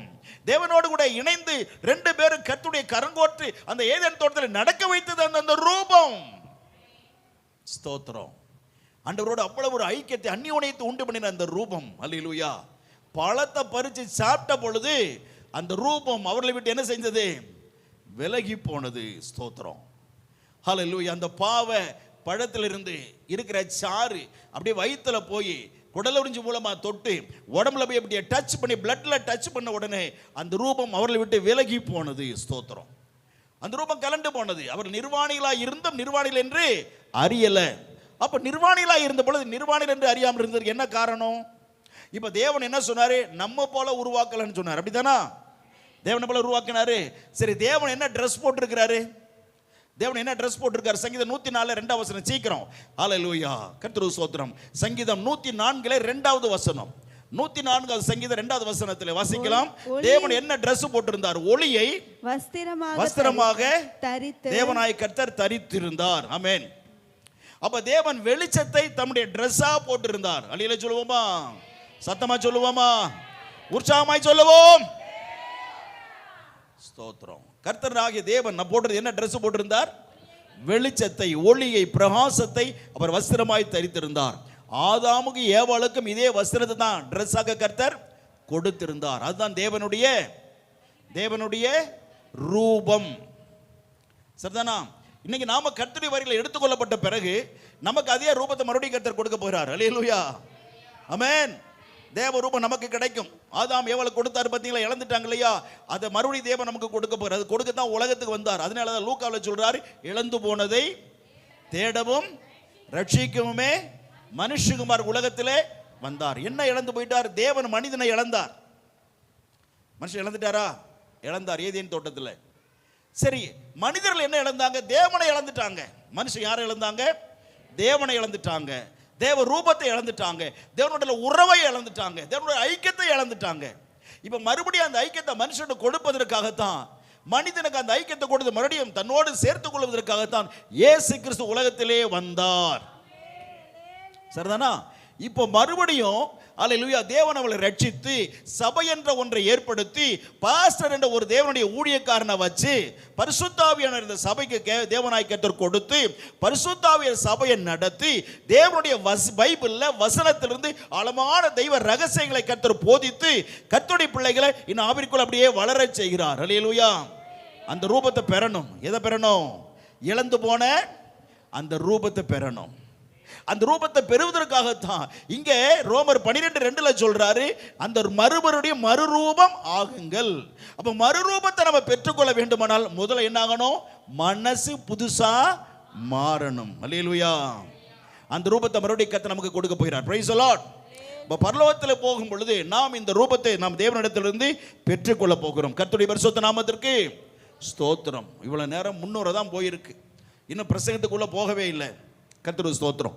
ஆக அன்பான தேவனுடைய பிள்ளைகளே, ஹல்லேலூயா, மனது புதிதாக மாற வேண்டும். ஆனால் மனது புதிதாக மாற பிசாசு ஒருபோதும் விட மாட்டான். நல்லா புரிஞ்சுக்கொள்ளுங்க கர்த்தருடைய பிள்ளையே, உங்களுடைய மனசை புதுசா மாறுவதற்கு பிசாசு ஒருபோதும் விட மாட்டான். அவன் விடவே மாட்டான். மனசு எப்படியாவது குழப்பிக்கிட்டே இருக்கணும். நல்லா புரிஞ்சு கொள்ளுங்க. அல்லேலூயா, கர்த்தருக்கு ஸ்தோத்திரம். அல்லேலூயா, கர்த்தருக்கு ஸ்தோத்திரம். நிறைய சில அரசாங்கம் என்ன சொல்லும் தெரியுமா? ஜனங்க அரசாங்கத்தை கேள்வி கேட்க கூடாது. ஜனங்க அரசாங்கத்தை கேள்வி, அன்னைக்கு ராஜாக்கள் அப்படிதான் வச்சாங்க. ஆகவே தான் ராஜாக்கள் மனிதர்களை படிக்க, சபை அந்த ஊர் மக்களை, தன்னுடைய நாட்டில் உள்ள மக்களை படிக்க அனுமதிக்கல. படிச்சா அறிவு வந்துடும். அறிவு வந்தா என்ன செய்வான்? கேள்வி கேட்பான். ராஜாவை கேள்வி கேட்பதனால படிக்க விட மாட்டாங்க. இன்னைக்கும் கூட சில ராஜ்யங்கள், நாடுகள், மக்கள் தங்களை கேள்வி கேட்கக்கூடாது என்பதற்காக அவரை அடிமுட்டாளாக படிக்காமலேயே வச்சிருப்பாங்க. சரிதானா? அதான் நம்முடைய நாட்டில் அதான் நடந்துகிட்டு இருக்கு. படிச்சா என்ன ஆயிரும்? அறிவு வந்து கேள்வி கேட்பாங்க.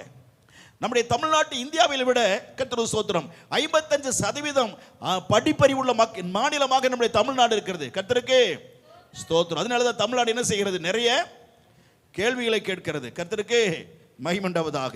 ஆகவே கேள்விகளை கேட்கணும். அதே போல இன்னைக்கு பிசாசு என்ன செய்வான் தெரியுமா? நம்மளை குழப்பிக்கிட்டே இருப்பான். என்ன செய்வான்? நீ நல்லா வீட்டில் எல்லாம் நல்லா இருப்போங்க, வீட்டில் பணம் இருக்கும், வீட்டில் சாப்பாட்டு குறையில்லாமல் இருக்கும், காய்கறி நிறையா இருக்கும், அடிக்கடி நிறைய மாம்சம், நிறைய கறி உணவு, கறி சாப்பாடெல்லாம் நான்வெஜ் எல்லாம் வீட்டில் நடந்துக்கிட்டு தான் இருக்கும், ஒரு குறையில்லாமல் இருக்கும், சொந்தக்காரர் நல்லா இருப்பாங்க, ஃப்ரெண்ட்ஸ் எல்லாம் நல்லா இருப்பாங்க. ஆனாலும் புருஷனுக்குள்ள மனைவிக்குள்ள ஏதாவது ஒரு குழப்பம் வந்துடும். ஏமா அப்படி இருக்கிற? என்னம்மா என்னத்தை சொல்றது? அம்மா என்னதாம்மா வீட்டில் என்ன நல்லா இருக்கு, ஏமா அப்படி கோபிச்சு? அப்பா திட்டினாரா? ஐயோ அப்படியெல்லாம் ஒன்றும் திட்டல. பின்ன என்னமாச்சு? என்னமோ மனசுக்கு ஒரே கவலையா இருக்குது, மனசுக்கு ஏதோ பாரமா இருக்குது, மனசுக்கு ஏதோ குழப்பமா இருக்குது. சொல்றாங்களா இல்லையா? ஏன் அப்படி? பிசாசு நம்ம சந்தோஷமா இருக்க விட மாட்டான், நம்ம மகிழ்ச்சியா இருக்க பிசாசு விட மாட்டான். ஏதாவது ஒரு குழப்பம் உள்ளத்துல குழப்பிக்கிட்டே இருப்பான். ஆகவே நிறைய குழப்பங்கள் இருக்கு. நம்ம வேதத்தில் ஒரு 5-6 குழப்பங்களை பார்க்கலாமா? சீக்கிரம் வேதத்தை போவோம். அல்லேலூயா. ஆதியாகமம் 41 8வது வசனத்தில் பாருங்க, ஒரு குழப்பம் வருது. சீக்கிரம் கர்த்தருடைய நாமத்துக்கு ஸ்தோத்திரம் உண்டாதாக. ஆதியாகமம் 41 8வது வசனம். கர்த்தருக்கு மகிமை. சீக்கிரம். ஆதியாகமம் 41 8வது வசனம். காலமே ஆமென். பார்வோனுடைய மனம் கலக்கம் கொண்டிருந்தது. போதும். கர்த்தருக்கு ஸ்தோத்திரம். காலங்காத்தால பார்வோனுடைய மனம் என்ன ஆயிருச்சு? சத்தமா சொல்லுங்க. கலக்கமா இருந்தது. எனக்கு காலங்காத்தால மனசு குழப்பமா இருக்குமா? இவர் ராஜாங்க, செல்வம் நிறைய இருக்கு, கஜானாவில் நிறைய இருக்கு, கவலை, தங்கமா வெள்ளியா வைரமா ரத்தினங்களா நிறைய இருக்கு. வீட்டில் மனைவிகளுக்கு பஞ்சமே இல்லை, குழந்தைகளுக்கு பஞ்சமே இல்லை, எல்லாம் சௌக்கியமா இருக்கு. ஆனால் ராஜாவுக்கு மனசு என்ன இருக்கிறது? கலங்கி போயிருக்கிறது. அன்பான தேவனுடைய பிள்ளை, இதுதான் பிசாசு ஒவ்வொருவனுக்கு செய்கிறது. உடைய மனது கலங்கும்படி பிசாசு அநேக காரியங்களை கொண்டு வருவான். உள்ளம் குழப்பும்படி அநேக காரியங்கள் நடக்கும். கர்த்தருடைய அருமையான தேவனுடைய பிள்ளைகளே, கலக்கத்தை குழப்பத்தை சத்துரு கொண்டு வரும் பொழுது, அல்லேலூயா, உடைய உள்ளத்தை குழப்பத்தை இடம் கொடாதிருங்கள். உடைய உள்ளம் என்னைக்கு வெறுமையா இருக்கிறதோ அதில் தான் எதையாவது கொண்டாந்து பிசாசு போடுவான். நல்லா புரிஞ்சு கொள்ளுங்க. காலியா இருக்கிற இருதயத்தில், வெறுமையா இருக்கிற இருதயத்தில் எதையாவது பிசாசு உள்ள கொண்டாந்து போட்டு விடுவான். ஆக அவனுடைய இருதயத்தை காலியாகவே வைக்க கூடாது. ஆமென் சொல்லுங்க. அப்ப இருதயம் காலியாம இருக்காம என்ன செய்யணும்? இருதயத்தில் தேவனை துதிக்கணும். ஆமென். எப்பொழுது கர்த்தரை ஸ்தோத்திரம் பண்ணிக்கிட்டே இருக்கணும். தேவனை துதிக்கிற துதி வாயில இருந்துகிட்டே இருக்கணும். உள்ளமெல்லாம் கர்த்தருடைய ஸ்தோத்திரத்தால நிரம்பி இருக்கணும். அடுத்தது வேதத்தை நிறைய வாசிக்கணும். பைபிளை வாசிக்கும் பொழுது இருதயம் வேத வசனத்தால நிறையப்படும் பொழுது அந்த இருதயம் நிரம்பி இருக்கிற இருதயமா இருக்கும். அல்லேலூயா. ஆக தேவனுடைய பிரசன்னமும் பரிசுத்தாவின் நிறைவும் உள்ளத்தில் இருக்கும் பொழுது பிசாசு எந்த கவலை கொண்டு வந்து உன்னை கலங்க விட மாட்டான். அல்லேலூயா. ஆகவே இருதயத்தை காலியா வச்சீங்க, போச்சு பிரச்சனை. அது வாயில உங்களுக்கு ரொம்ப ஸ்பெஷலா சொல்றேன். இருதயத்தை வச்ச மூனை பார்க்கறான், இவனை பார்க்கறான், 4 பேர் பார்க்கறான், எவனையா வருதுன்னு சொல்லி பார்த்து பெரிய குழப்பசாசு கொண்டு வருமா. உள்ள வசனம் நிறைந்திருக்கும் பொழுது அல்லேலூயா எவனையும் நான் பார்க்க மாட்டேன். எனக்கு கோயம்புத்தூர் ஒரு தங்கச்சி இருக்கிறது, கல்யாணம் போன வெள்ளிக்கிழமை நடந்துச்சு. அந்த பிள்ளை குறித்து ஸ்தோத்திரம். அவங்க அம்மா சொன்ன ஒரு சாட்சி என்ன தெரியுமா?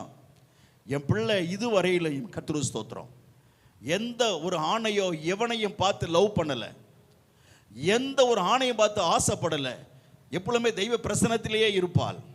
ஐடி கம்பெனியில் வேலை செய்கிற பிள்ளை, கை நிறைய சம்பாதிக்கிற பிள்ளை, பரிசுத்தாவியிலே நிறைந்திருப்பாள். எங்க குடும்பத்தில் ஏதாவது ஒரு பிரச்சனை கேட்டா எங்க மக இருமா வர்றேன்னு சொல்லிட்டு 5 நிமிஷம் போய் ஜெபம் பண்ணிட்டு ஒரு அருமையான தீர்வை கொண்டு வந்து கர்த்தர் எங்களை சொல்ல. அந்த பிள்ளை சொல்லுவா, கர்த்தர் இப்படி சொல்றாருமா, பரிசுத்தாவி இப்படி சொல்றாரு, அது மாதிரி செய்ய சொல்றாரு. உடனே அவங்க அப்பா மெட்ராஸில் வேலை பார்க்கிறார். அங்கிருந்து ஏதாவது ஒரு பிரச்சனைன்னு சொன்னா உடனே ஜெபம் பண்ணி உடனே சொல்லுவா. ஏன்? தேவனுடைய பிள்ளைகளை வளர்த்து வைக்கணும். ஆமென். இந்த காலத்தில் திருமண வயசில் இருக்கிற பிள்ளைகள் அல்லேலூயா தேவனுடைய பரிசுத்தம் நிறைந்திருக்கிறோமா? யாரோட நிறைந்திருக்கிறோம்? உலகத்தில் ஆசை வரும், உலகத்தை அவனை பார்த்து ஆசை, இவனை பார்த்து ஆசை, இவளை பார்த்து ஆசை, அவளை பார்த்து ஆசை எல்லாம் வரும். ஆனால் உள்ளம் தேவனால் நிறையப்பட்டிருக்கும் பொழுது ஆமென் உள்ளத்தில் தேவையில்லாத கலக்கம் வராது. அல்லேலூயா. இவனை காலங்காத்தாலே இந்த ராஜாவுக்கு பெரிய குழப்பம். நம்முடைய உள்ளம் குழம்பக்கூடாது. Praise the Lord. கர்த்தருக்குள்ளே உள்ள சமாதானமாக இருக்கணும். நீ தேவனை துதி உள்ளத்தில் வசனத்தில் நிறைக்கணும். இதயத்தில் வசனம் நிறைக்கும் பொழுது உனக்கு ஒரு கவலையும் வராது. ஆமென். உன் இதயத்தை தேவன் சமாதானமாய் காத்துக் கொள்வார். கர்த்தருக்கு சீக்கிரமா போகும். என்னாகும் 21 வசனத்தில் அல்லேலூயா கர்த்தர் ஸ்தோத்திரம் உண்டதாக. நிறைய பேருக்கு வழி நடக்கிறதுனால மனம் மடிந்து போகிறது. வழியில வாழ்க்கையில நடக்கிற பிரச்சனையினால அவருடைய உள்ளமெல்லாம் கலங்கி போகிறது. வாழ்க்கையில் வருகிற சோதனையினால உள்ளமெல்லாம் தவித்து போகிறது. பாருங்க என்னாகமத்தில் வாசிக்கலாம் 21 வசனம். அவர்கள் ஏதோம் தேசத்தை ஆமென் சுற்றி போகும்படி ஏதேன் தேசத்தை சுற்றி போகும்படி ஓர் என்னும் ஆமென் மலையை விட்டு ஓர் என்று மலையை விட்டு சிவந்த சமுத்திரத்தின் வழியாய் பிரயாணம் பண்ணின வழியின் நிமித்தம் அந்த வழியின் நிமித்தம் தம் ஜனங்கள் மனமடிவானார்கள். வனாந்தரத்தில் நடக்கும் பொழுது ஜனங்களுக்கு மனமடிவு ஏற்பட்டது. இன்னைக்கு அல்லேலூயா ஸ்தோத்திரம். வனாந்தரம் என்றால் நம்முடைய குடும்பம் அநேக சமயம் இந்த அனுபவத்தை பெற முடிகிறது. ஒரு வனாந்தரம் உள்ள கையில் பணம் இருக்காது, வீட்டில் அரிசி இருக்காது, செலவுகள் இருக்காது, மளிகை சாமான்கள் இருக்காது, எல்லாம் இல்லாமல் போயிடும். யார்ட்டையாவது போய் ஒரு கடன் ஒரு 500 ரூபாய் கேட்டாலும் கூட யாரும் தரமாட்டாங்க. 1000 ரூபாய் 100 ரூபாய் கேட்டால் கூட யாரும் தரமாட்டாங்க. இதுதான் வனாந்தர வாழ்க்கை. எல்லார்ட்டும் இருக்கும், கொடுக்காம பிசாசு எல்லாம் கட்டி வைத்திருப்பான். நம்முடைய குடும்பத்தை அப்படி நெருக்கப்பட்டு போக வேண்டிய பிசாசு எல்லா வழியும் அடைத்து வைத்திருப்பான். பயங்கர போராட்டம், பயங்கர குழப்பம், புருஷமனைக்கு பிரச்சனையில கர்த்தர் செத்து போலாமா? எங்காவது போய் செத்து போயிட்டா நல்லா இருக்கும். எப்படி எது நல்லா இருக்கும்? செத்தான் பிரச்சனையே ஆரம்பிக்கும். உண்மையான வாழ்க்கை எப்போ தெரியுமா? செத்த பிறகுதான். ஸ்தோத்திரம். உலகத்தில் இருக்கிற போது இது உண்மையான வாழ்க்கையே கிடையாது. ஒன்று உடம்பு விட்டு என்னைக்கு உயிர் பிரிகிறதோ அன்னைக்கு என்ன வாழ்க்கை சொல்லுங்க? உண்மையான வாழ்க்கை, நெஜ வாழ்க்கை அப்போதான் ஆரம்பிக்கும். ஜாக்கிரதை. வாழ்க்கையின் பிரச்சனைக்காக மரித்து போகிறது ஒரு நல்ல முடிவு கிடையாது. எந்த ஒரு பிரச்சனைக்கும் அல்லேலூயா தற்கொலை ஒரு நல்ல முடிவு கிடையாது. அது வேதனைகளுக்கு அப்பதான் ஆரம்பம். பிரச்சனைக்கு ஆரம்பம் தற்கொலை தான். தேவனுடைய அருமையான பிள்ளைகளே, வாழ்க்கையிலே நம்ம வாழும் பொழுது இந்த வாழ்க்கையில் வருகிற பிரச்சனையினாலே மனம் உடைந்து போகிறது. பாரு, மனம் மடி வென்றால் மனம் செத்து போகுதுன்னு அர்த்தம். மனசு என்னாகுதான்? செத்து போகுது. மனசு செத்து போகிற ஒரு அனுபவம் வாழ்க்கையில் வருகிறது. ஸ்தோத்திரம். அன்பானவர்களே, அதுக்காக கர்த்தர் மனுஷன் உருவாக்கினாரு. தேவனை போல அல்லவோ உருவாக்கினார். தேவனை போல மனசு தானே கர்த்தர் உங்களுக்கு கொடுத்தார். ஏலோகிமி கர்த்தரை போல ஒரு இருதயத்தை தான் தேவன் உங்களுக்கு கொடுத்தார். தேவனுடைய உள்ளத்தை போல இருதயத்தை தான் தேவன் உங்களுக்கு கொடுத்தார். பிறகு அது செத்து போகிறது. நீங்க சாத்தானுக்கு இடம் கொடுத்துட்டீங்க, உலகத்துக்கு இடம் கொடுத்தீங்க, உலகத்தில் வரக்கூடாதவைகளுக்கு இடம் கொடுத்துட்டீங்க. உலகம் நல்ல ஒரு பூந்தோட்டமாக நல்ல கமகமன் என்று பல மனங்கள் வீசுகிற ஒரு தோட்டம் போல, பல தோட்டம் போல இருக்க வேண்டிய உள்ளத்தில் சாக்கடை பாய இடம் கொடுத்துட்டீங்க. பண்ணி வந்து போக இடம் கொடுத்துட்டீங்க. அருவருப்பான மிருகங்கள் வர இடம் கொடுத்துட்டீங்க. சாக்கடை உள்ளத்தில் பாயும் பொழுது எப்படி இருக்கும்? ஊர் சாக்கடையில் போன என்ன இருக்கும்? அதில் ஆயிரக்கணக்கான விஷயங்கள் இருக்கும். அதுபோல உள்ளத்தில் இப்படிப்பட்ட காரியம் வருகிறதுனால தான் வாழ்க்கையிலேயே பிரச்சனை. உள்ளத்தில் குழப்பத்துக்கு காரணம் அதுதான். ஆமென். இதயத்துக்குள்ள அத்தனை அருவருப்பு. ஊர் சாக்கடை உள்ள பாஞ்ச உள்ளம் என்ன ஆயிரும்? செத்து போயிரும். வேண்டாம் தேவ பிள்ளையே. உன் இருதயம் அப்படிப்பட்ட இருதயமாய் மாறக்கூடாது. உன்னுடைய மனசு, உன்னுடைய உள்ளம் அந்த நிலையில மாறக்கூடாது என்று தேவன் விரும்புகிறார். அல்லேலூயா. கர்த்தருக்கு ஸ்தோத்திரம் உண்டாவதாக. ஆமென். ஆகவே அல்லேலூயா, வழியில வாழ்க்கையில நடக்கிற பிரச்சனையினால உன்னுடைய உள்ளம் உடைந்து போகிறது. வேண்டாம். அல்லேலூயா. நீ கர்த்தரின் உள்ளத்தை ஒப்புக்கொடு. நீ தேவனுக்கென்று வாழ்க்கையில் அர்ப்பணித்து வாழும் பொழுதுதான் எல்லா காரியத்தை கர்த்தர் செய்வார். அதனால தான் கர்த்தர் சொல்றார் நீதிமொழியிலே, மகனே மகளே உன் இருதயத்தை எனக்கு கொடு, உன் மனசை எனக்கு கொடுன்னு சொல்றார். நம்முடைய உள்ளத்தை கர்த்தர் கொடுக்க சொல்றார். நாம இங்கே கொடுக்க மாட்டேங்கிறோமே, நாமெல்லாம் வச்சுக்கிட்டு இருக்கிறோம். கர்த்தருக்கு ஸ்தோத்திரம். அல்லேலூயா. அன்பானவர்களே, தேவனாய் கர்த்தர் சீக்கிரம் வரப்போகிறார். தேவன் வருகிற காலத்திலே மனசை எங்க வச்சிருக்கிறீங்க? உன்னுடைய உள்ளம் எப்படிப்பட்ட நிலம் உள்ளமாய் இருக்கிறது? உடைந்து போன செத்து போன இருதயமா? செத்து போன இருதயத்தில் வாழ்க்கை ஒன்றும் இல்லாமல் போயிடும். இருதயம் செத்து போகுமானால் அல்லேலூயா, அவ்வளோதான். செயலிழந்து போன இருதயத்தினால உலகத்தில் திரும்ப வாழ முடியாது. உலக கலையில் மூளை செத்து போயிடும், கண்கள் செத்து போயிடும், உணர்வுகள் செத்து போயிடும், நரவு மண்டலை செத்து போயிடும், ரத்தம் செத்து போயிடும். கடைசியில் அவ்வளோதான், எல்லாமே செத்து போயிடும், முடிஞ்சு போச்சு. அல்லேலூயா. நம்ம ஊரில் சொல்கிறபடி பாட்டு வச்சிருவான், போனால் போகட்டும் போடான்னு பாட்டு பாட வேண்டியதுதான். தேவனுடைய பிள்ளையை ஜாக்கிரதையாக இருங்க. ஸ்தோத்திரம். உலகத்திலே ஒரு அருமையான வாழ்க்கை தேவன் தந்திருக்கிறார். அல்லேலூயா. ஒரு மகிமையுள்ள வாழ்க்கை கர்த்தர் தந்திருக்கிறார். உலகத்தில் யாருக்கும் இல்லாத ஒரு நல்ல வாழ்க்கை வாழ்வதற்காக தேவன் அழைத்திருக்கிறார். ஒரு மேன்மையுள்ள வாழ்க்கை வாழத்தான் தேவன் இனிமேல் அழைத்திருக்கிறார். உலகத்தானே போல இல்லை. ஒருவேளை கையில் பணம் இருக்கலாம், இன்னைக்கு பணம் இருக்கலாம், ஆனால் நாளைக்கு அவனை விட பல மடங்கு நம்ம கையில் பணம் வரும். Praise the Lord. தேவன் உயர்த்தினமை நடத்துகிறவராக இருக்கிறார். இன்னைக்கு இருக்கிற சூழ்நிலை ஒருபோதும் பாராதிருங்கள். நாளைக்கு தேவனை வேறு விதமாய் இனிமே மாற்றுவார். அல்லேலூயா. நம்ம வேறு மனிதராய் மாற வேண்டும் என்று விரும்புகிறார். ஆகவே நம்முடைய மனம் புதிதாக மாற வேண்டும். அல்லேலூயா. இன்னும் 4 விதத்தில் உள்ளம் குழம்புகிறது இருக்கிறது. நம்ம பார்க்க நேரம் இல்லை. கர்த்தர் சித்தமானால் அடுத்த வாரத்தில் இந்த மனதின் காரியம் நிறைய பார்க்க கர்த்தர் கிருபை செய்வாராக. அருமையான தேவனுடைய பிள்ளையே, நம்முடைய உள்ளங்கள் மனது மாற வேண்டும். இந்த உள்ளத்தில் பல குழப்பத்து காரணம் உங்களுடைய மனது தான். மனம், உள்ளம் தான் எல்லா பிரச்சனைக்கும் காரணம்.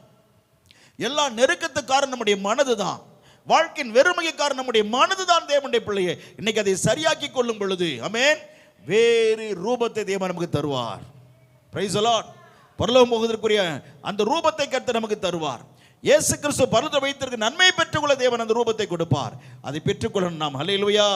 இன்னைக்கு வீட்டில் போனது, ஆண்டவரே காலையில் பார்வனுடைய உள்ளம் கலங்கினது. ஆண்டவரே, இஸ்ரவேல் மக்கள் வாழ்க்கையில் அவளை மடிந்து போனவர்களாக இவள் உள்ளமெல்லாம் மடிந்து போச்சு. வேண்டாப்பா, என் மனசு மடிந்து போகக்கூடாது, என் மனசு செத்து போகக்கூடாது, என் உள்ள செத்து போகக்கூடாது. ஆண்டவரே என்னை பரிசுத்தப்படுத்துன்னு சொல்லுங்க. அல்லேலூயா. கர்த்தர் சீக்கிரம் வரப்போகிறார். மறுரூபம் அடைய வேண்டிய நேரத்தில் இருக்கிறோம். தேவன் மறுரூபமாக்கி மறுபடியும் எழுந்து போன ரூபத்தை மறுபடியும் கர்த்தர் கொடுக்கிறது என்னது சொல்லுங்க. ஏற்கனவே நமக்கு ஒரு ரூபத்தை கொடுத்தார். ஆமே, நம்முடைய ஆதாம் ஏவாள் என்ன செஞ்சிட்டாங்க? அதை சாகடிச்சு இழந்து போயிட்டாங்க. அவங்களுக்கு கொடுத்த ரூபத்தை இழந்துட்டோம். ஆகவே மறுபடியும் கர்த்தர் இப்ப நமக்கு அந்த ரூபத்தை கொடுக்க போகிறார். Praise the Lord. அதனாலதான் வசனம் சொல்லுகிறது, மறுரூபமாகுங்கள். மறுபடியும் அந்த இழந்த ரூபத்தை மறுபடியும் பெற்றுக்கொள்ளுங்கன்னு சொல்லுகிறார். அல்லேலூயா. பெற்றுக்கொள்வோமா? கர்த்தரை பெற்றுக்கொள்வோமா? அல்லேலூயா. தேவன் ஆசீர்வதிப்பாராக.